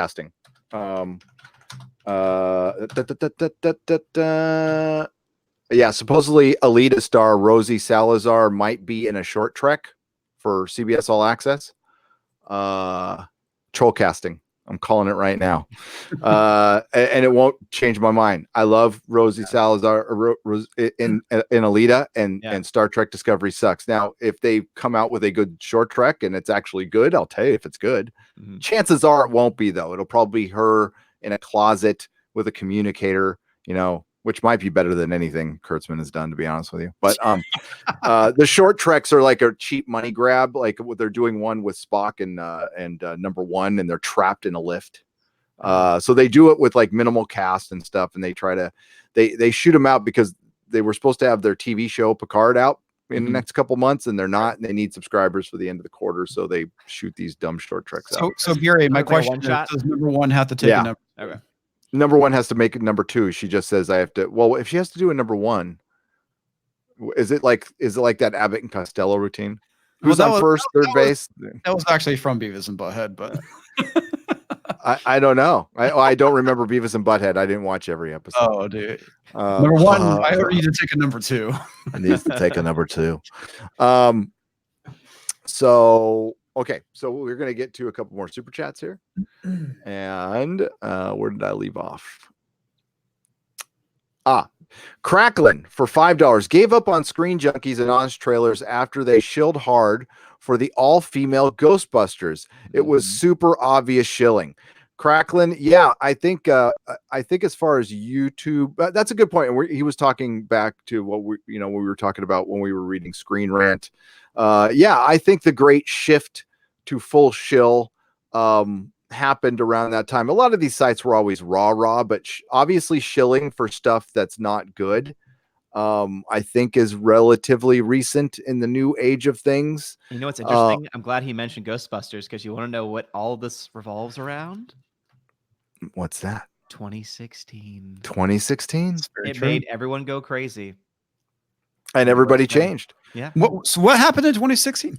Oh, just a little, there was some type, it was a class vote. It was a little class vote for class president or something. Nothing important. No, not at all. Nothing important. Maybe class treasurer. I don't remember. It's about right, though. Let me try to use one of Screen Rant's headlines to describe it. Obama was forced from office because his term was up. There you go. Racist Americans force president out of because of term limits, because of the patriarchal term limits created by slave owners. See, I can write this shit for him. Saruin of House Roundhead for $9.99. I watched the first episode of Carnival Row, and it's a little woke, but I told Doomcock there is more than man booty. I also like Dark Crystal Show after watching the first episode. I can't. I honestly didn't see what was woke in the first episode of Carnival Row. Is it happened at the end? Saruna of House Roundhead. I mean, like, there's a girl kicking ass, but she's like a fae. I mean, that's kind of okay, but we'll have to see. We'll have to see how that plays out. Again, I only watched half of the first episode. Dark Crystal's just called Resistance. That makes me want to not watch it. I agree. Right there turned me off. Whenever I hear Resistance, whether it be Star Wars or Dark Crystal, it makes me go, that's not an applicable word to fantasy. No, it's not. It's really not. It sounds more like current year politics than anything else. You got to make up. What was that? Ian Giovanni in the chat says that apparently Dark Crystal contradicts the film in the first 2 minutes. I hadn't seen the film for so long, so I didn't notice, but that wouldn't surprise me because I'll have to. It's all about retconning and changing, and my biggest takeaway from the film and the thing that I still listen to this day is the soundtrack. The soundtrack is so good. I've actually listened to the soundtrack a lot more than I've actually watched the movie. But listen, I love everybody behind it, and that's Farscape people. So I mean, I support them. Midicus Finch, 1820, or Maticus Finch for 1820 for $5. You guys nailed it on Terminator Woke Fate. I, for one, will not be seeing this trash. No one wants to see the LGBT 1000 versus the T1000. Oh, God, that's terrible. Medicus Man, Critical. Oh. If you watch Critical Drinker's take on it, oh my God, his channel is so fantastic. Now I don't feel bad for calling Cassian Andor Juan Solo. So. Also, we're kind of lucky because you know what else comes out November 1st? What's that? Harriet. What's Harriet? The Harriet Tubman story. Oh, Have you seen that my trailer? God. No, is this I the haven't. one where everyone was complaining because the actress was British and therefore she couldn't relate to the things that American blacks have gone through? Probably, yeah. I mean, Yeah, it makes me want to see it even more. Also, she was in one of my favorite films of last year. She was in Bad Times at the El Royale. And so I Was that good? I didn't see that one. Oh, yeah, it's fantastic. It's great. You mean, you know what? That's so British actors playing Harriet Tubman. It's kind of like a bunch of British writers writing a British science fiction show on Rosa Parks. Yeah. Kind of makes that much sense, doesn't it? Well, also, I wonder if these same people had the same issue with 12 Years a Slave, where a British actor also. Oh, that's true. Well, That's the guy I wanted to play the doctor, by the way. That was my pick for I love Chiwetel. He's awesome. He would have been a great doctor. Yeah. Still could be. Yeah. Maticus Finch. That was pretty funny. Mr. Roy for $2. And by the way, if anybody has a problem with that, you know what? I was emboldened by watching the Dave Chappelle special. Like, you know, we need to start because he actually said something, and he's probably said it before too. I'm not saying I invented this, but if you've been watching the show for a while, I've been talking about normalization. And part of normalization is being able to criticize and mock. Yes. Okay. And that's what he says in this. And I thought I was applauding. Yeah. And also the person that he talked to that told him about that, saying, "You've now normalized me because of the jokes." It's like, that's awesome. You know, like, it's amazing that as funny as it is, it's also very real. And as you said, it's like he saved everything. and the bottom line, which he hints at, the genius of this guy is he puts out an argument that I can't get into here because YouTube turns the service would tear it apart. But he puts a multi-layered argument to transgender that's brilliant. So go check that out. Yeah. And yeah, you know, and the thing is, it's people. I think I'm going to state something very obvious. I think there's large groups of people who don't want normalization. They want to remain oppressed. The victim and oppressed because it's status right now. It's social currency. Easier in 2019 to be. Oh my God. Yeah. I am so ready for this year. I'm not usually the kind of person that says I'm so ready for this year to be over, but I am. Yeah. But I am. But it's going to get worse next year, man. It's going to get worse. I think we're heading towards people getting sick of it. Like the normies need to get sick of it. That's what we're waiting for. It's been a long time coming. I'm looking at a watch I don't have, but Jesus Christ, normies, come on.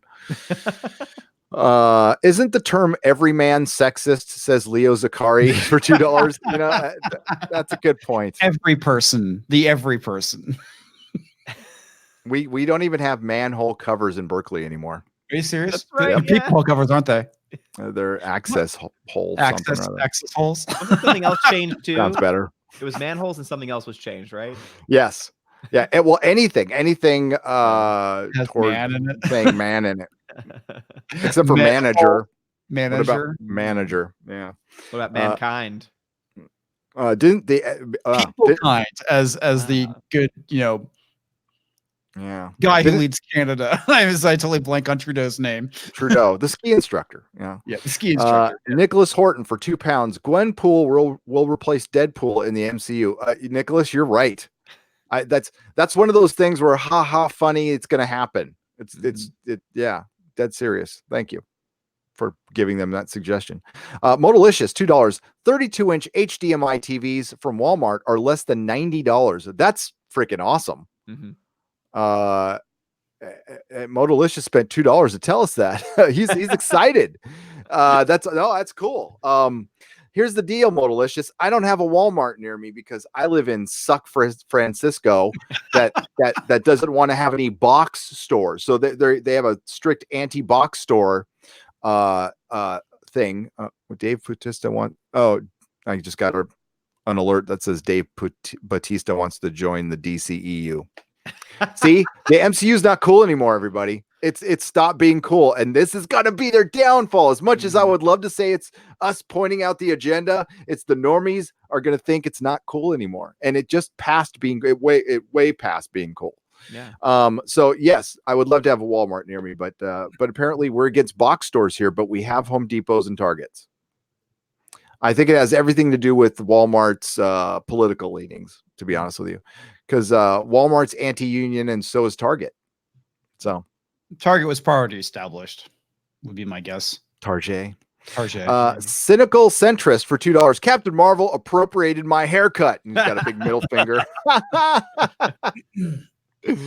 Oh man, JPRPH1 for $4.99. Hail Gary, I binged season 1 of Dark on Netflix at your suggestion. I really like it. Thanks. You are welcome.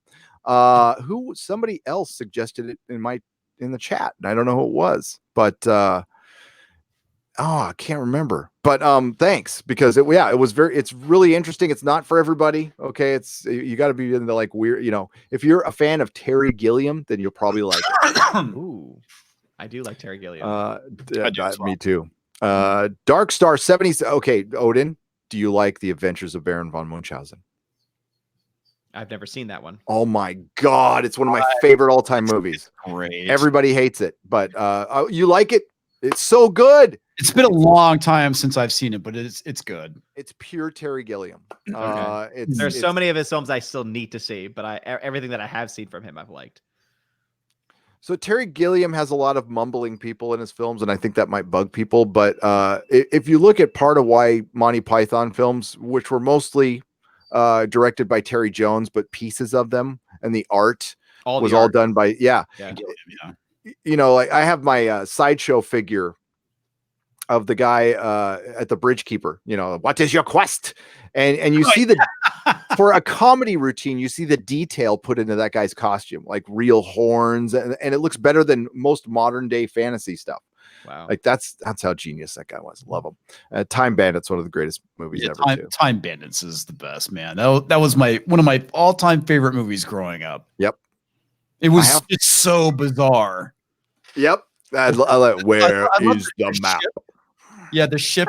Yeah, that's the hat on the giant. And he takes it off, and it's like that shit was just fucking and then he's awesome.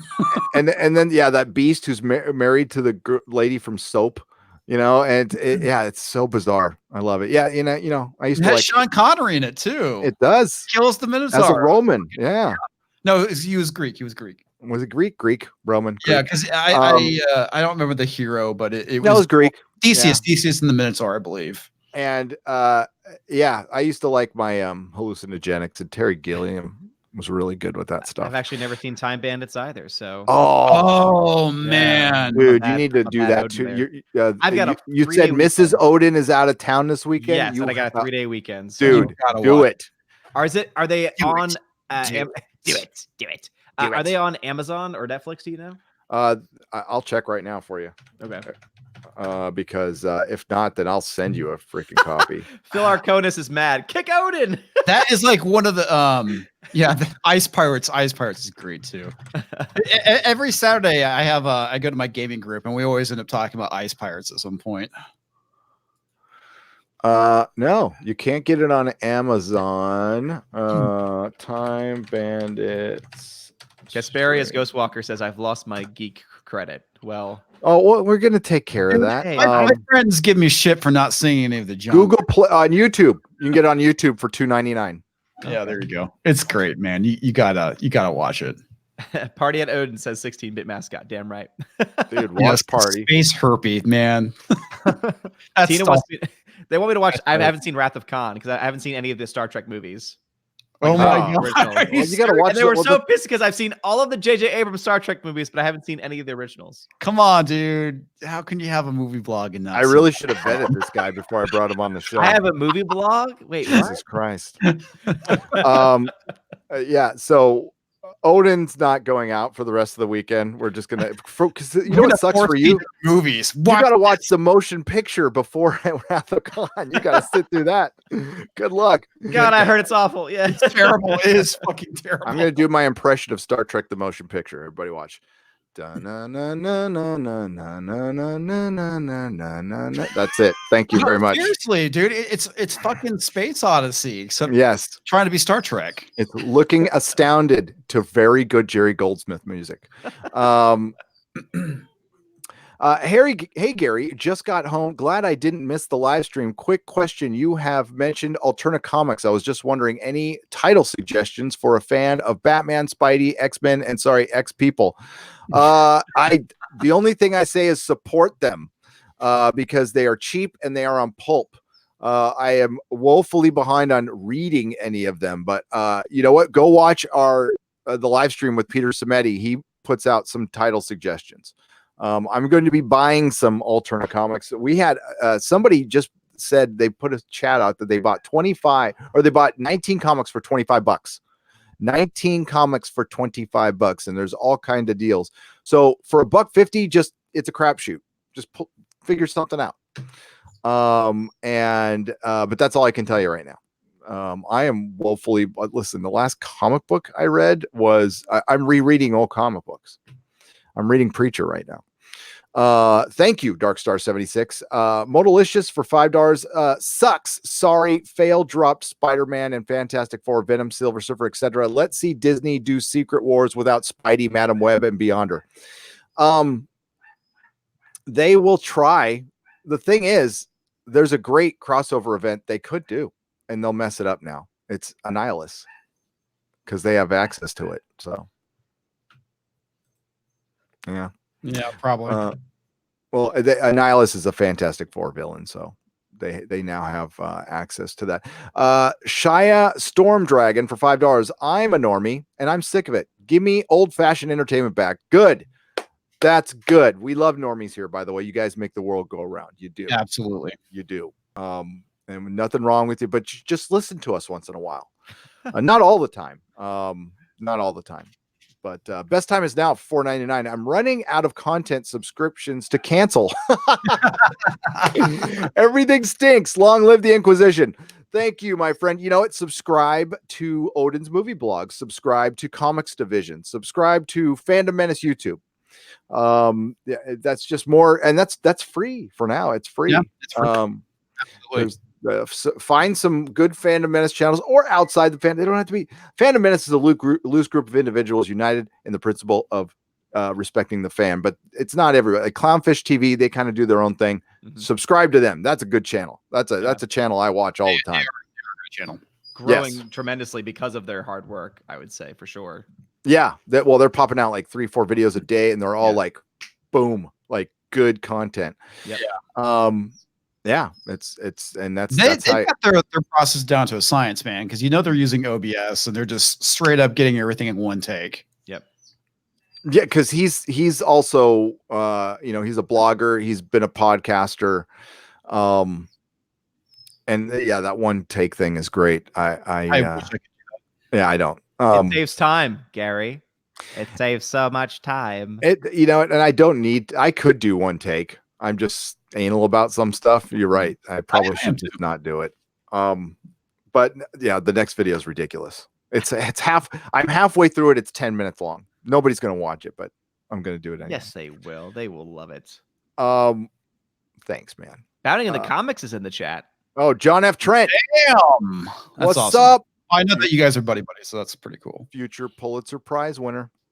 Yeah, Sci-Fi was taking a shot at you, and Cosmic Book News now is veiled. They didn't name you outright, but they took a shot at you.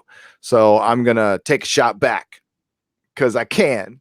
Yeah, that's right. Neon was a comic book writer. I think Geeky too. I think both of them were writing comics and probably still are. Neon drew for Disney Comics. Neon knows his shit. By the way, Neon does.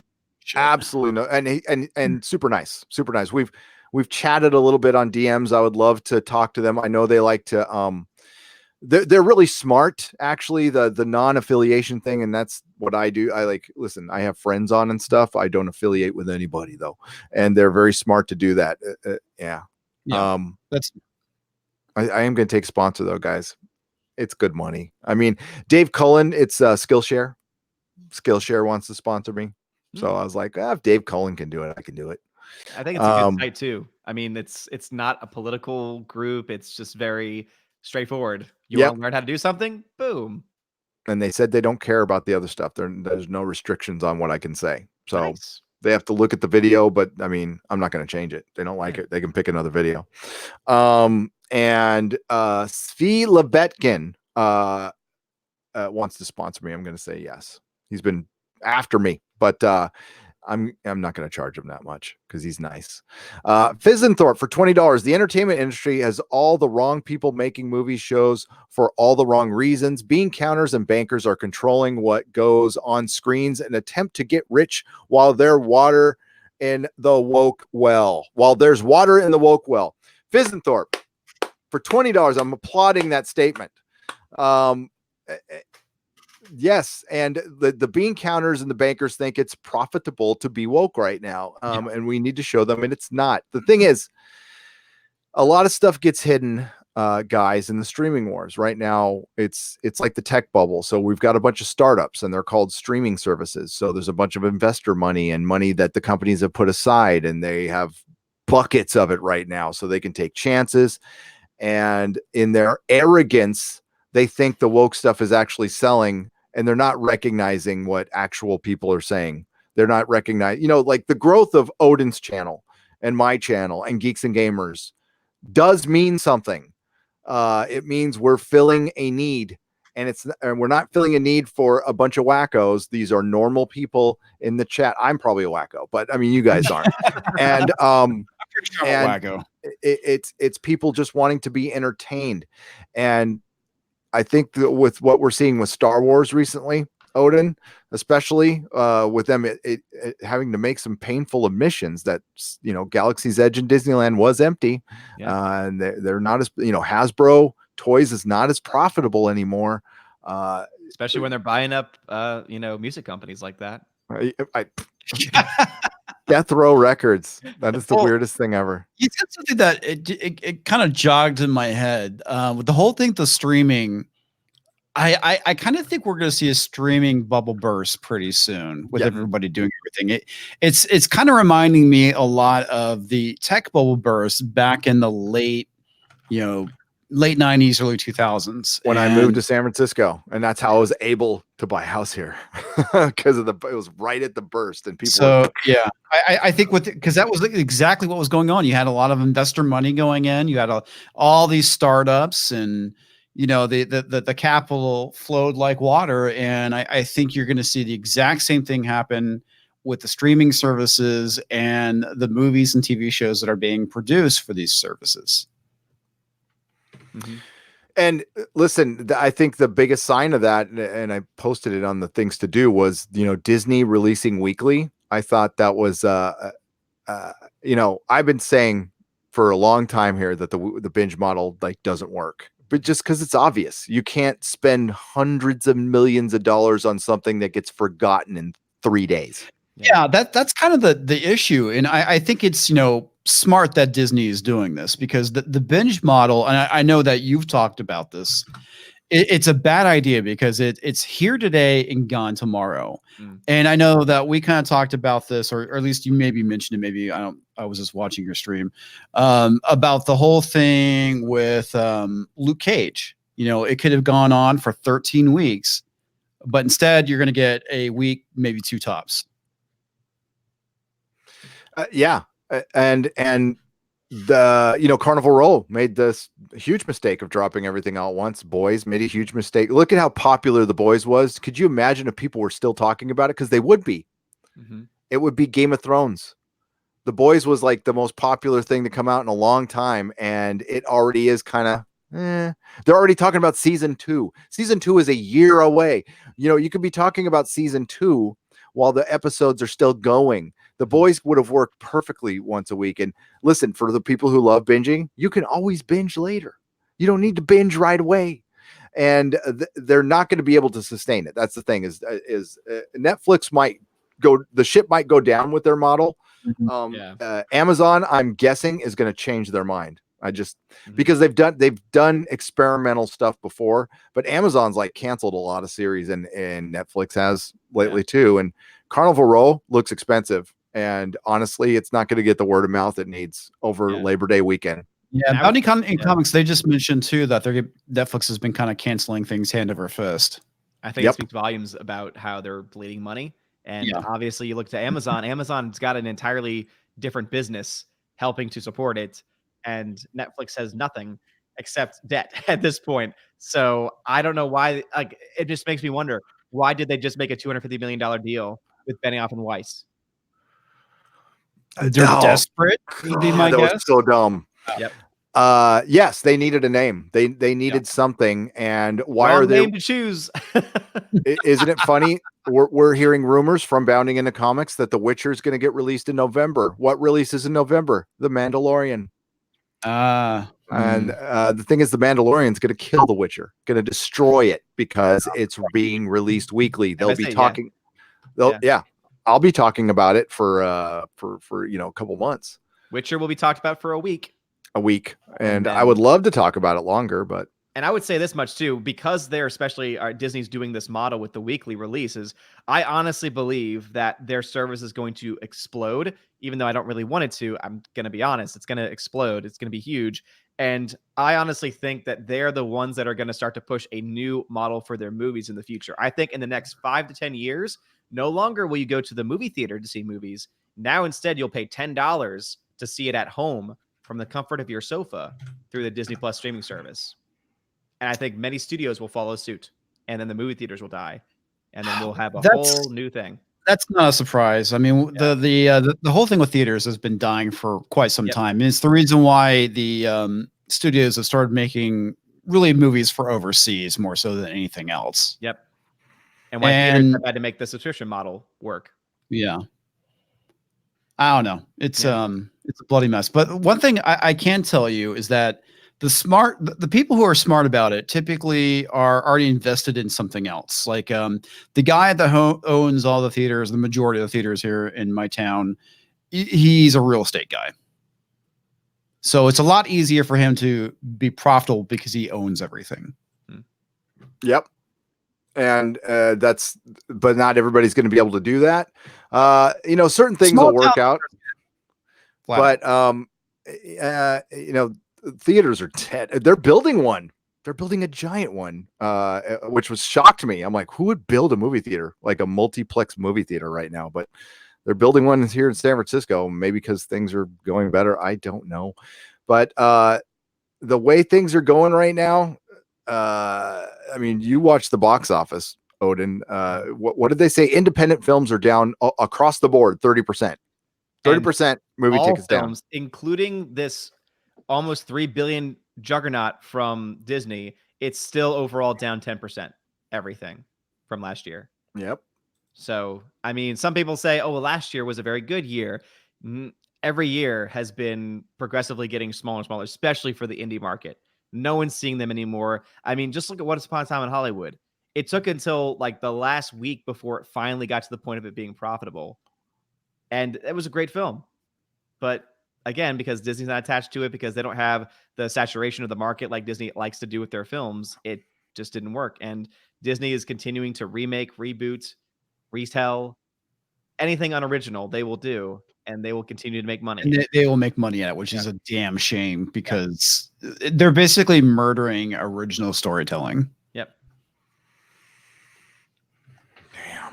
Yeah, it's unfortunate. It is unfortunate, but that's the way of things. Yeah, okay, now that they own Fox, there's rumors now of them remaking Die Hard, which is just going to be with a girl. I made that joke too because I know that Dr. Venkman was really keen on it. It's like, dude, they're just going to remake it with a Jane McClane. Jane McClane, exactly. It's a franchise that I'm going to state the obvious, guys. Sorry, I know you know this. It's a Bruce Willis action vehicle that will not work as a franchise ever. Period. Don't waste your money, but they will. They will. Dark Star 76. Oh my God, Baron Munchausen. I love the classic. Thank you. It's a good taste. So people do love. See more delicious for $10. Baron Munchausen is one of the best. There's a sweet allegory about internal political threats. Also, if you didn't set the SC, Linda Hamilton sounds like Dr. Girlfriend. That's true. She She does. does. She does. Where's my son? Where's John Connor? You don't call me. Did you ever Monarch. the pilot episode for it? Yes. Oh, not- yeah. sorry, the pilot episode for Venture Brothers? Yeah. yeah, that one hooker. You boys want a party? You boys want a party. Hey, listen. Oh yeah, Odin, you might like Venture Brothers. You might not. Oh, But, it's great, dude. It's great. It's a parody of Johnny Quest, but it kind of turns into its own It's a thing. parody of a lot of things. Well, of every Saturday morning cartoon and superhero comic book, and you know, and it came out right at the time when you know, it was a good time for, what was it, Cartoon Network or whatever the hell. Yeah, it was really kind of at, you know, I wouldn't say at its peak, but it was when it was definitely on the climb up. Yep. Yep. And Thorpe for $20. I want to read the first part of his super chat again because it's so correct. The entertainment industry has all the wrong people making movies and shows right now. That can't be stated enough. With Jar Jar Abrams and Alex Kurtzman and Bad Reboot, and the way they've just kind of ripped through Hollywood, and it's been it's kind of like the burning rainforest. It's a burning rainforest of entertainment. Really is, man. I was trying to think. I was like, okay, I'm going to try to be objective about J.J. Abrams. Does he have a style? Does he have a style that's very distinctive? No, he doesn't. Like, his style is actually aped from a lot of other people. Alex Kurtzman is aped from his style. Like Robert Zemeckis, you know, was a Spielberg protege, but he has a very distinctive style that is very different. That's, you know, it started out being kind of like Spielberg and then turned into Zemeckis. You know, so and Jar Jar Abrams has done so much goddamn damage, and now he comes out. We don't have time to read the whole article, but he's coming out and saying that The Last Jedi didn't derail Rise of Skywalker, and I think by him coming out and saying that, it kind of did. It did. Yeah. Damage control. The fact that they're starting to acknowledge that. We had that article, that laughable one where Kathleen Kennedy says she likes fan criticism. That's right. That was so beautiful. I love it. It's so good for the no, shut up. Just stop. Alex Kurtzman almost said the same thing word for word in a video I did a couple months ago.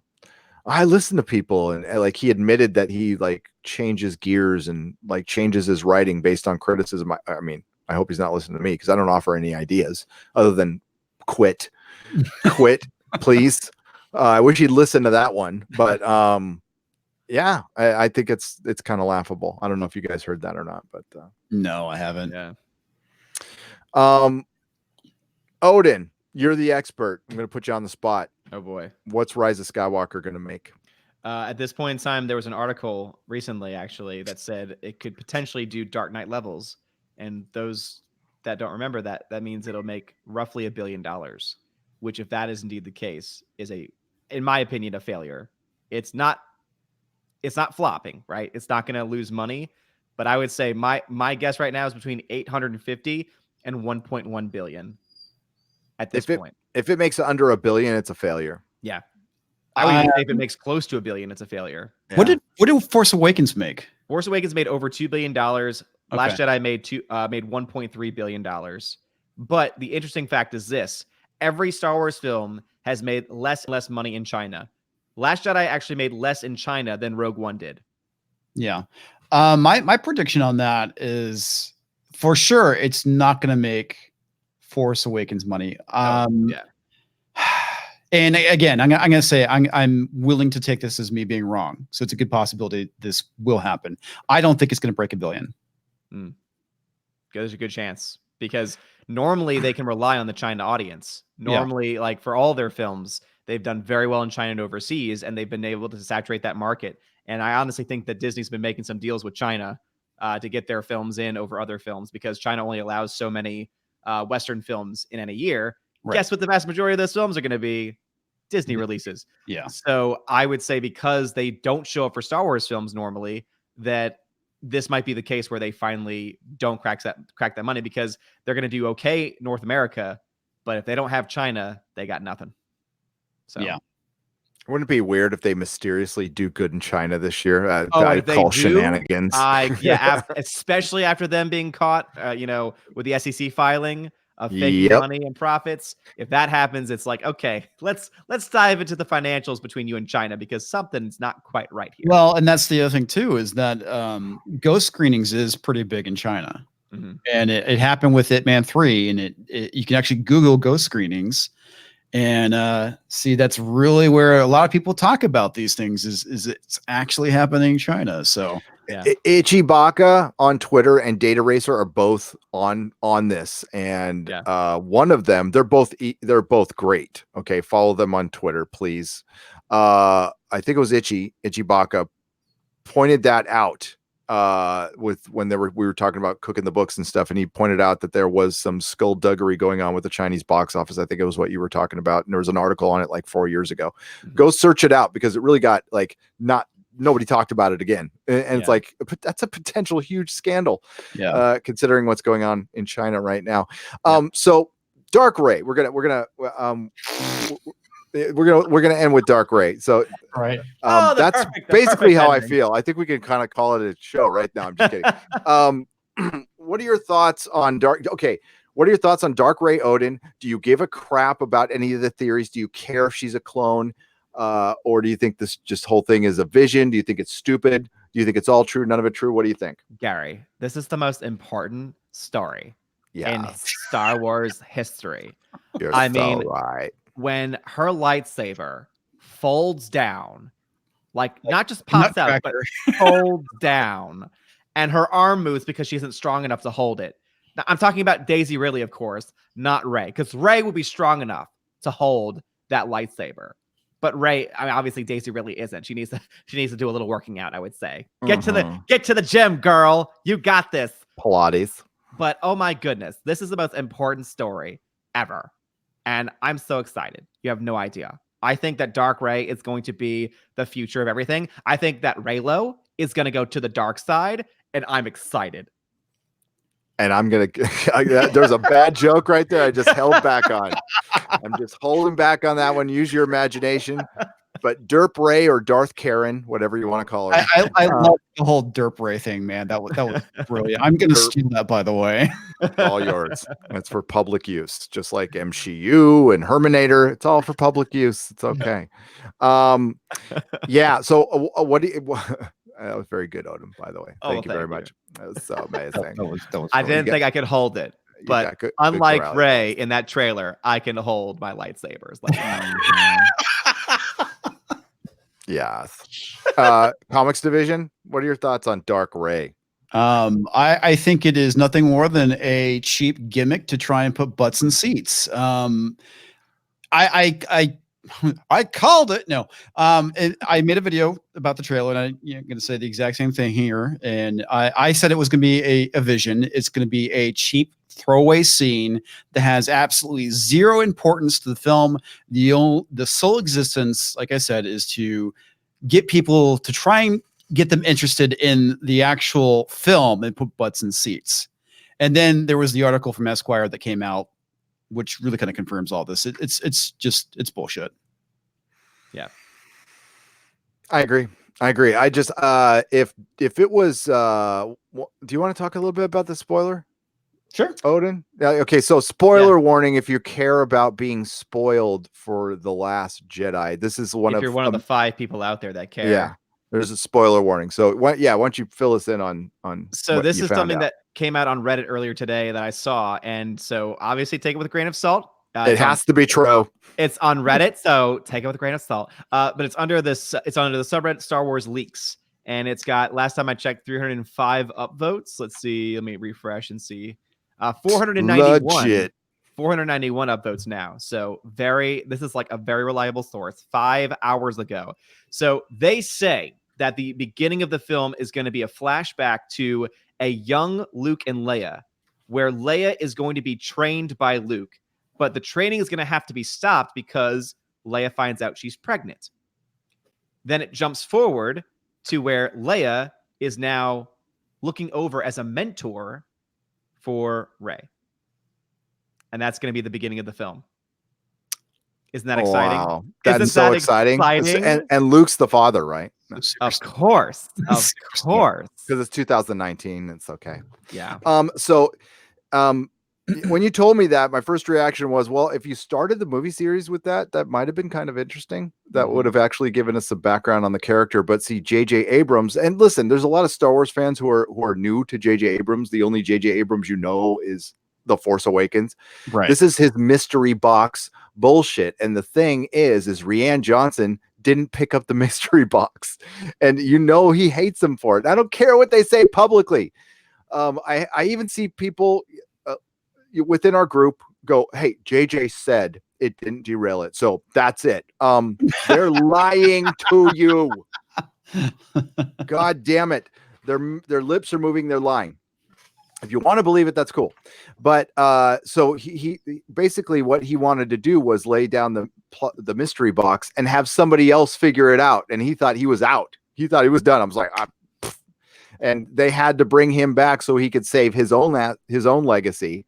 And they probably gave him a lot of money, and they gave him some power at Disney, and he's got power at Disney, and then he's got power at Warner Brothers. And notice he was out shopping himself around for that big $500 million deal like crazy before this film came out. I'm just saying that's probably not a coincidence, but that's my opinion on things. Now, there's another thing I want to point out too. This is the actual trailer, right? For Rise of Skywalker?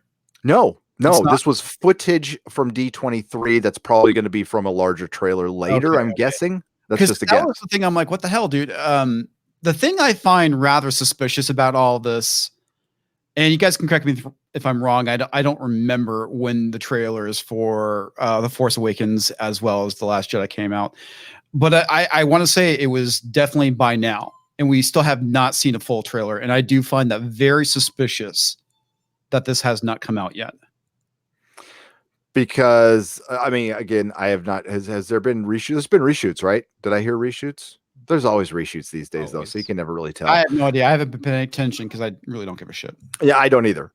And the thing is, if they do this, which they could do, because JJ has come out and said, whether you believe it or not, that there was a bunch of unused footage that they were going to use in Force Awakens, that they didn't for some reason, and they're going to use it now. And you're saying that that's some of that footage that was originally going to be used in The Force Awakens. Too little, too late. It's stupid. But I think they planned all along on revealing her origin at the end. I think that was part of it. Just JJ didn't want to come up with it. So he tried to do. See, the thing about mystery box is it's a lie. It's a way of filmmaking without having to do as much. It's basically you're doing half the work. JJ found a way to swindle filmmaking with doing half the work. You either make a prequel where half of your story is written for you, or you make a mystery box where you don't have to. It doesn't really mean anything. It's all about the journey. So you just write some dialogue, you have a meandering plot, and you get people sucked in. Because you make it look interesting and sound interesting. And a great example of that is the show Castle Rock, which is about to premiere again. And that's what you get. And that's what we got with Star Wars. And listen, the Star Trek fans lived through it already, so they're stung. There's not as many of them. That's the sad part. But yeah, you're just going to get your Into Darkness. This is going to be. Sorry. Go. Hear some fun stuff about Palpatine. Yeah. All right, you want to hear some spoilers about Palpatine? Yes. So using coordinates found within the Wayfinder device, Kylo arrives to the unknown regions. We're finally going to the unknown regions, everybody. Here, Kylo encounters Emperor Palpatine. How Palpatine is still alive and how he ended up in the unknown regions is still a mystery to me that I hope to learn more about in the next few months. Note, Daisy Ridley recently said in an interview that it's all explained in the film, but my source on this tells me that it is indeed Palpatine in the flesh. Kylo and Palpatine's conversation apparently centers around ordering Kylo to find Rey and bring her to the Emperor with the goal of turning her to the dark side. It's not lost to me that this part of the story feels very Return of the Jedi inspired, but we'll just crack on and see how that pans out. My source specifically mentioned that Palpatine is very old and decrepit at this point, possibly on the verge of death.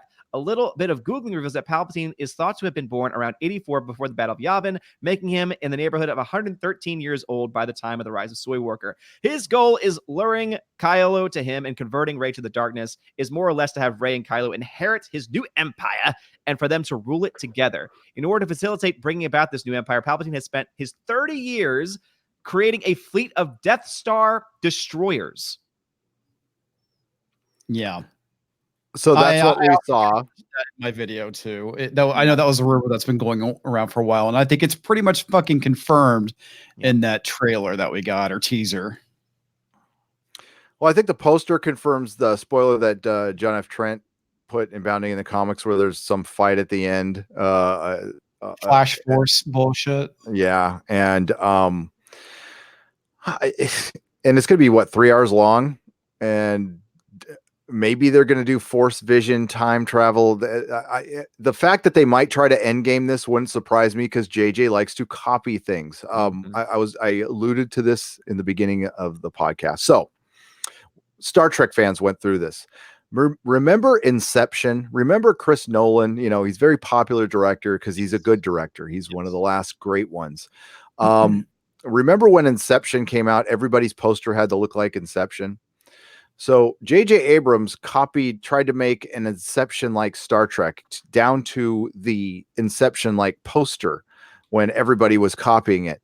The fact that you have to take such an original franchise like Star Trek and try to copy something that's so of its time, 2015 or whatever the hell it was, with the fact that Star Trek is copying anything, besmirches everything about that franchise and shows you everything about the filmmaker who is making it and how unoriginal this person is.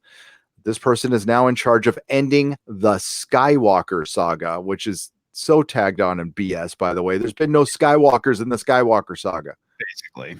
How much screen time has Carrie Fisher and Mark Hamill had in these two films? I would say less than 15 minutes. Yeah. It's not an end of a Skywalker saga unless Rey is a Skywalker or you're counting Ben Solo, which, you know, that's peripheral. It's Ben Swallow. Get it right. Ben Swallow. Sorry. I like the Rise of Soy Walker too. Yeah. I swear that title kills me, dude, because every time I hear it, I just think of it's basically some Skywalker is getting an erection. Yes, that's what I mean. When I first heard it, I'm like, what does that mean? And then we're told it's meaningless, which makes sense with J.J. Abrams. It does. Well, the whole Kathleen Kennedy interview is just it's very apparent that these people had absolutely no fucking clue what they were going to do with this new trilogy. And because I heard, you know, that they had it planned out and all this stuff, and it's pretty apparent that's not the case.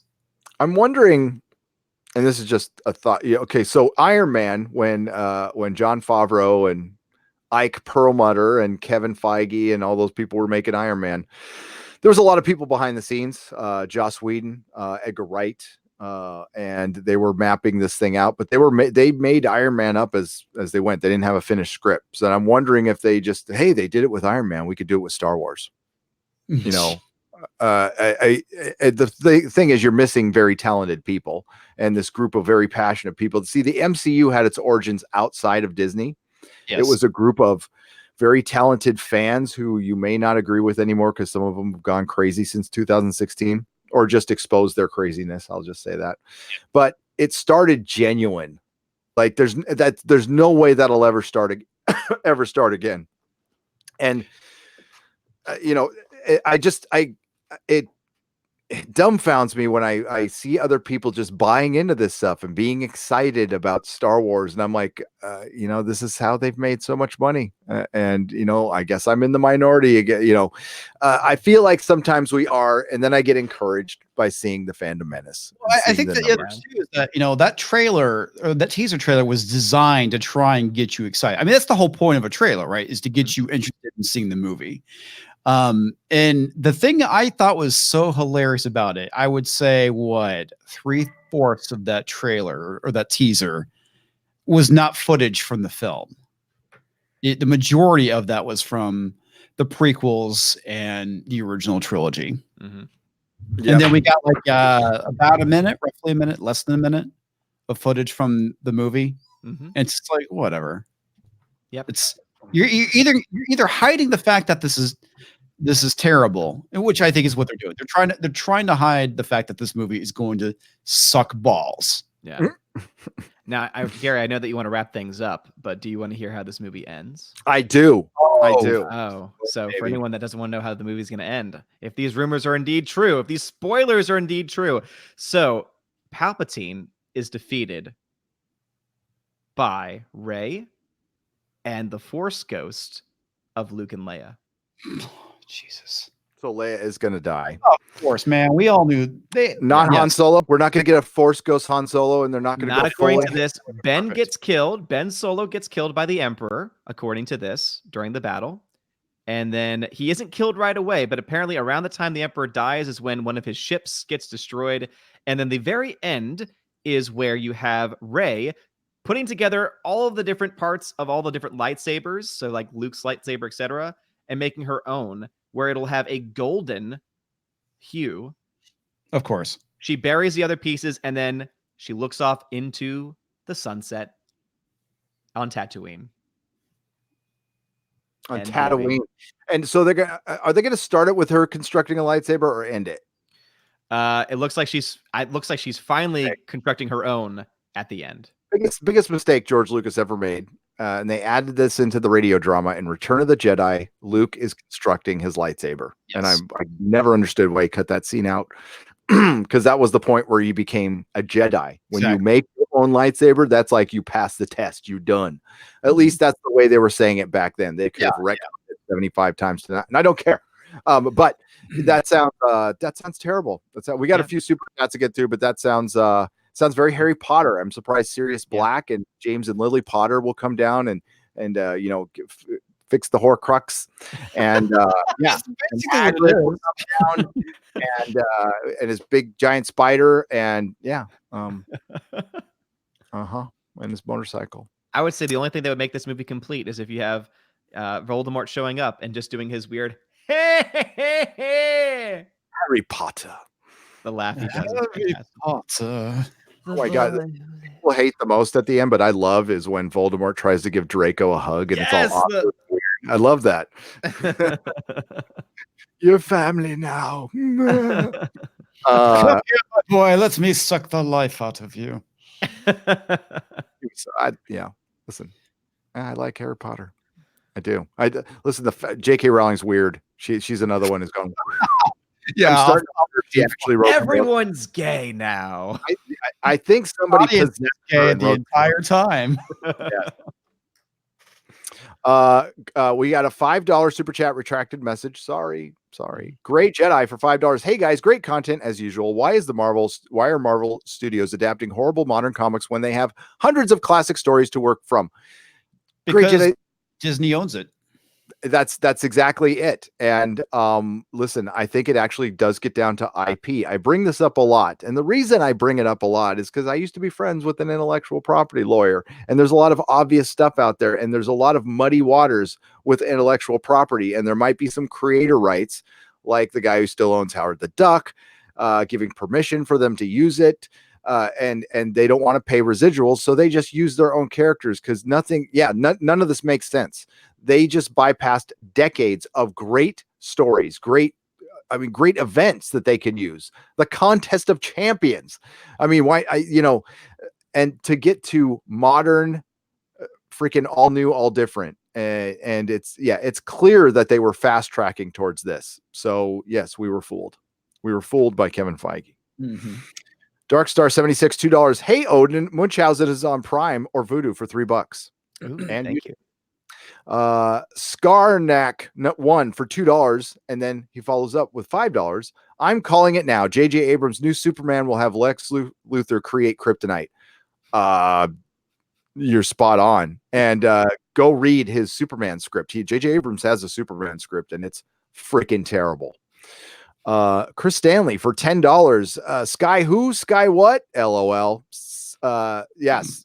Soy Walker. Cynical Centrist for $2. Thank you, Chris, for $10, by the way.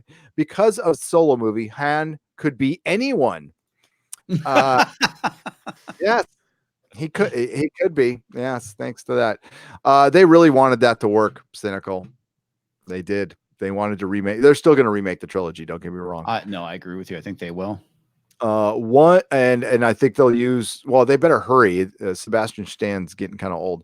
1G for $10. The Legacy Alliance fighters are the fleet of ISD eyes. Was either a flashback or confirmation of time travel.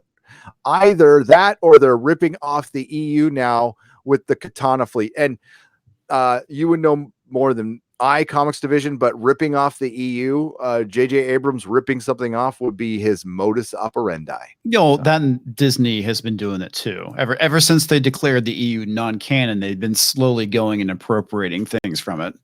Thrawn, the Star Destroyers that can generate the gravity field that can cause ships to drop out of hyperspace. I mean, that was right out of Western games. A lot of the stuff that that we know and love has actually come from Western games, like Twilight. That's where we get Twilight from.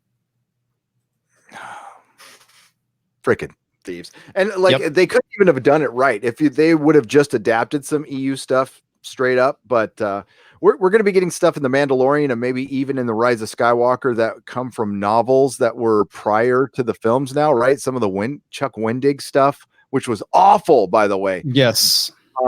And the fact that they're using that and sparsely using the EU, which I don't know how much. Part of the rumor I reported is George possibly gets some residuals. I don't know how the EU plays into that. I honestly don't know.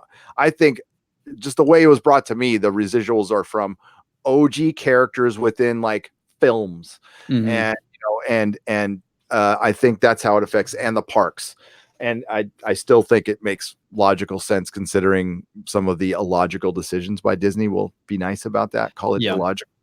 And here's another thing too. Western games is what really kept Star Wars alive after Return of the Jedi, up till when Dark Horse started making the comics, and up to the that led to the prequels. The only thing going, and it was the only thing that was going on, and they published so much good material too. That was like, dude, that was like hardcore, like Dungeons and Dragons nerds back in the 80s, which was a very small number of like uber nerds. Yeah, Star Wars was completely out of anything.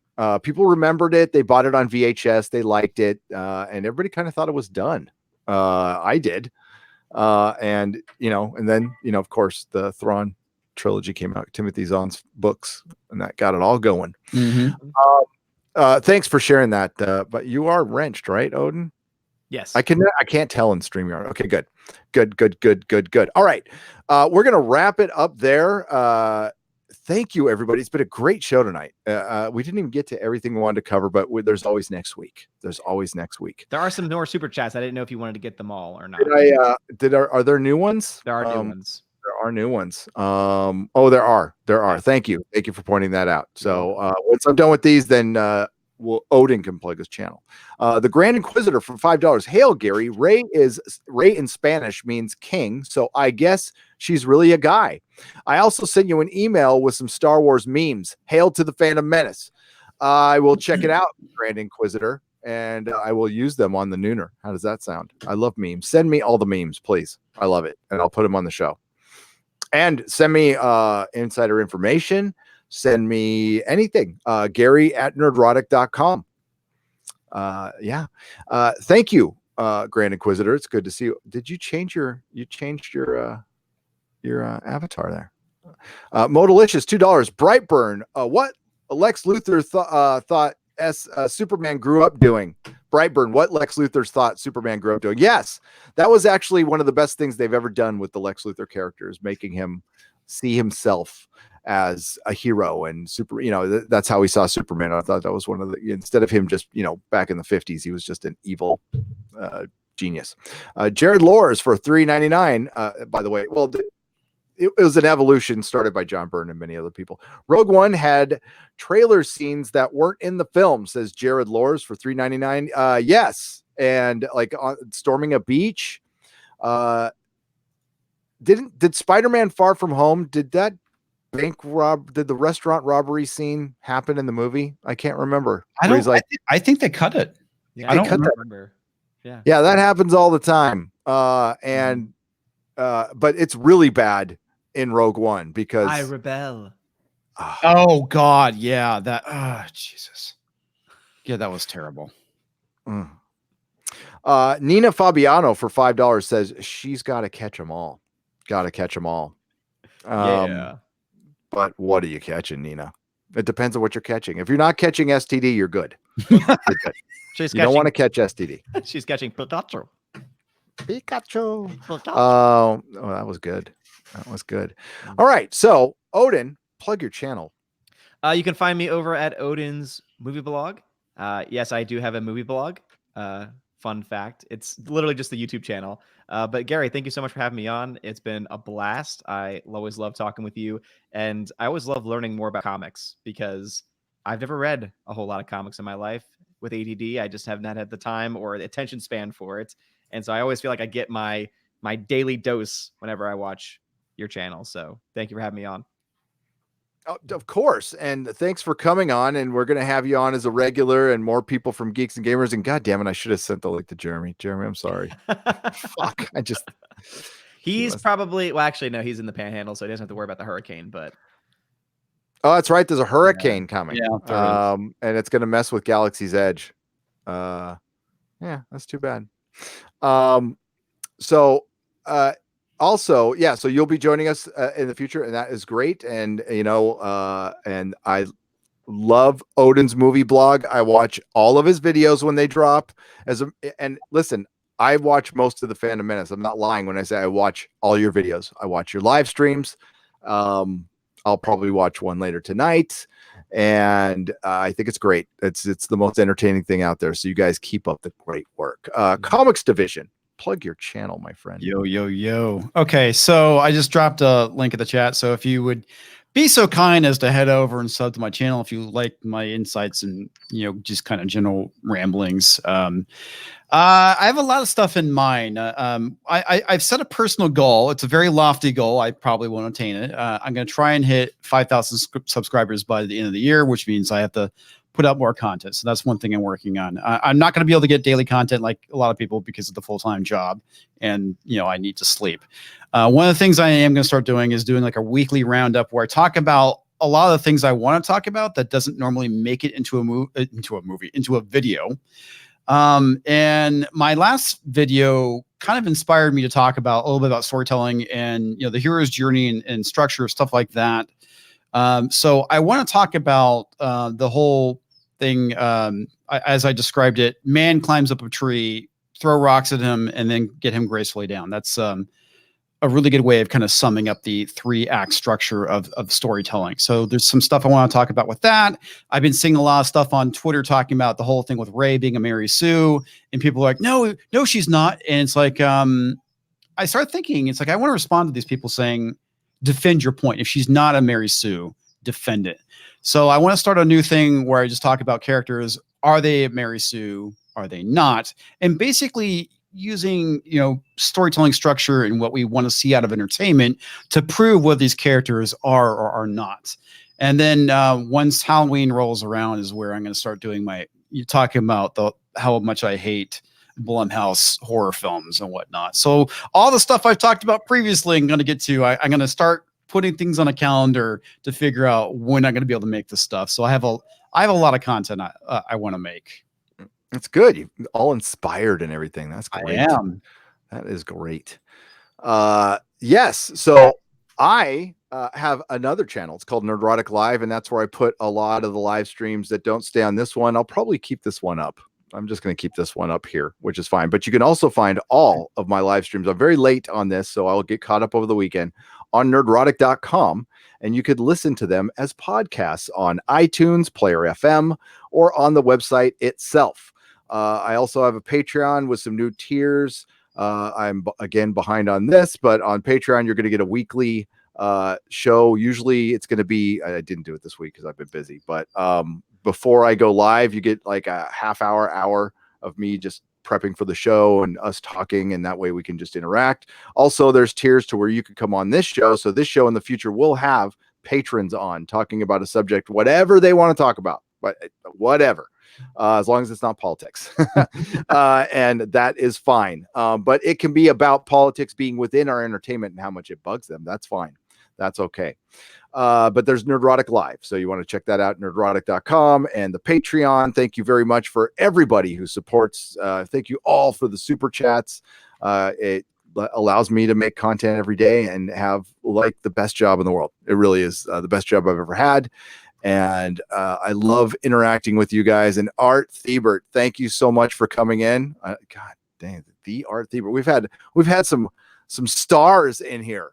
aside from Gary Evans and Rhaegar Targaryen and Liger Fan and Case and Tito's World, you guys are stars too. We've had Art Thibert and Young Ripa. Thanks for coming in. We're going to get him back on. Mrs. Neurotic likes Young Ripa. Young Ripa is awesome, man. I really enjoy his content. Awesome. And of course, the great John F. Trent, who will be joining me. Oh, Bill Hicks is here. Bill Hicks, man, I miss you, man. I wish you were really alive. You would save comedy. You would hate what's going on right now. Totally.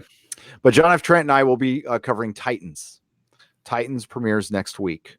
So we'll see if that continues to be as bad as it was last season, because it was bad. It was bad. It looks like you have one last super chat. Thank you very much. I was just going to check that, but good looking out. Look at Odin, man. Look it out, man. Trying to mod and chat at the same time. Comix Division, Odin's Employee of the Month. I'm sorry. Just kidding. Any idea what? That breaks my heart. If you had one. If I had one. Scarmac1 for $2 says, any idea what Disney will do to Alien? What do you think Disney will do to Alien, guys? I think that the Queen will become one of the new Disney princesses. That's what I was gonna say. Yes. And she's. I don't think we'll ever see another rated R Aliens film again. Is what I think. Yeah. I think the next film will star Brie Larson. You are probably right. Oh my God, you're so spot on that one. She will be so awesome and so powerful that she can punch through the aliens and not be affected by the acid. No, she will find out that the alien, after she punched it and defeated it, was a female, and it was males who made them all that way. They were actually, the xenomorphs were just misunderstood because of the patriarchy. So, yes. And it'll just be Princess Universe. Then they'll get rid of all the dudes. Yeah. I mean, that's kind of what they did in the last Alien movie. You know what her weapon's going to be called? What? The women's right. That's how the patriarchy is. The women's right. Oh, Jesus. I thought it was going to be called the Gyno Blaster, but I like that better. See, this is why you need to subscribe to me, because you'll get shit like this.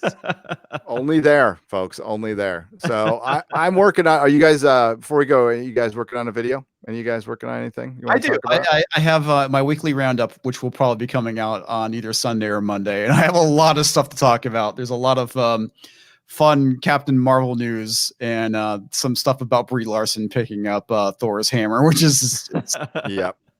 The Mary Sue article is just fucking hysterical. Oh, every Mary Sue article is just hysterical. I do daily topical videos, so whatever the big news of the day is, that's normally what I'm talking about. So I never know what I'm talking about until I normally check. Lately, because of you, Gary, I've been checking out Bounding into Comics a lot. So I tend to Bounding into Comics is awesome, because I don't like using these shill sources, and there's only so few non-shill sources out there, and Bounding is one of the best. But shield sources are the best, dude, because of how stupid it is. I mean, Bounding Comics is good because it's, it's good, man. It's better than the shills, but the shill stuff, man, they say such stupid. Oh, I found one. Wait till my next video. Wait till my next video. I used to cover them all the time, and now it's just like I just feel wrong going to their sites and giving them a click. No, and I love supporting Bounding into Comics. Yeah. So yes, absolutely. And Random Bag Creates points out, yes, we'll do the Exozone with Doomcock next week.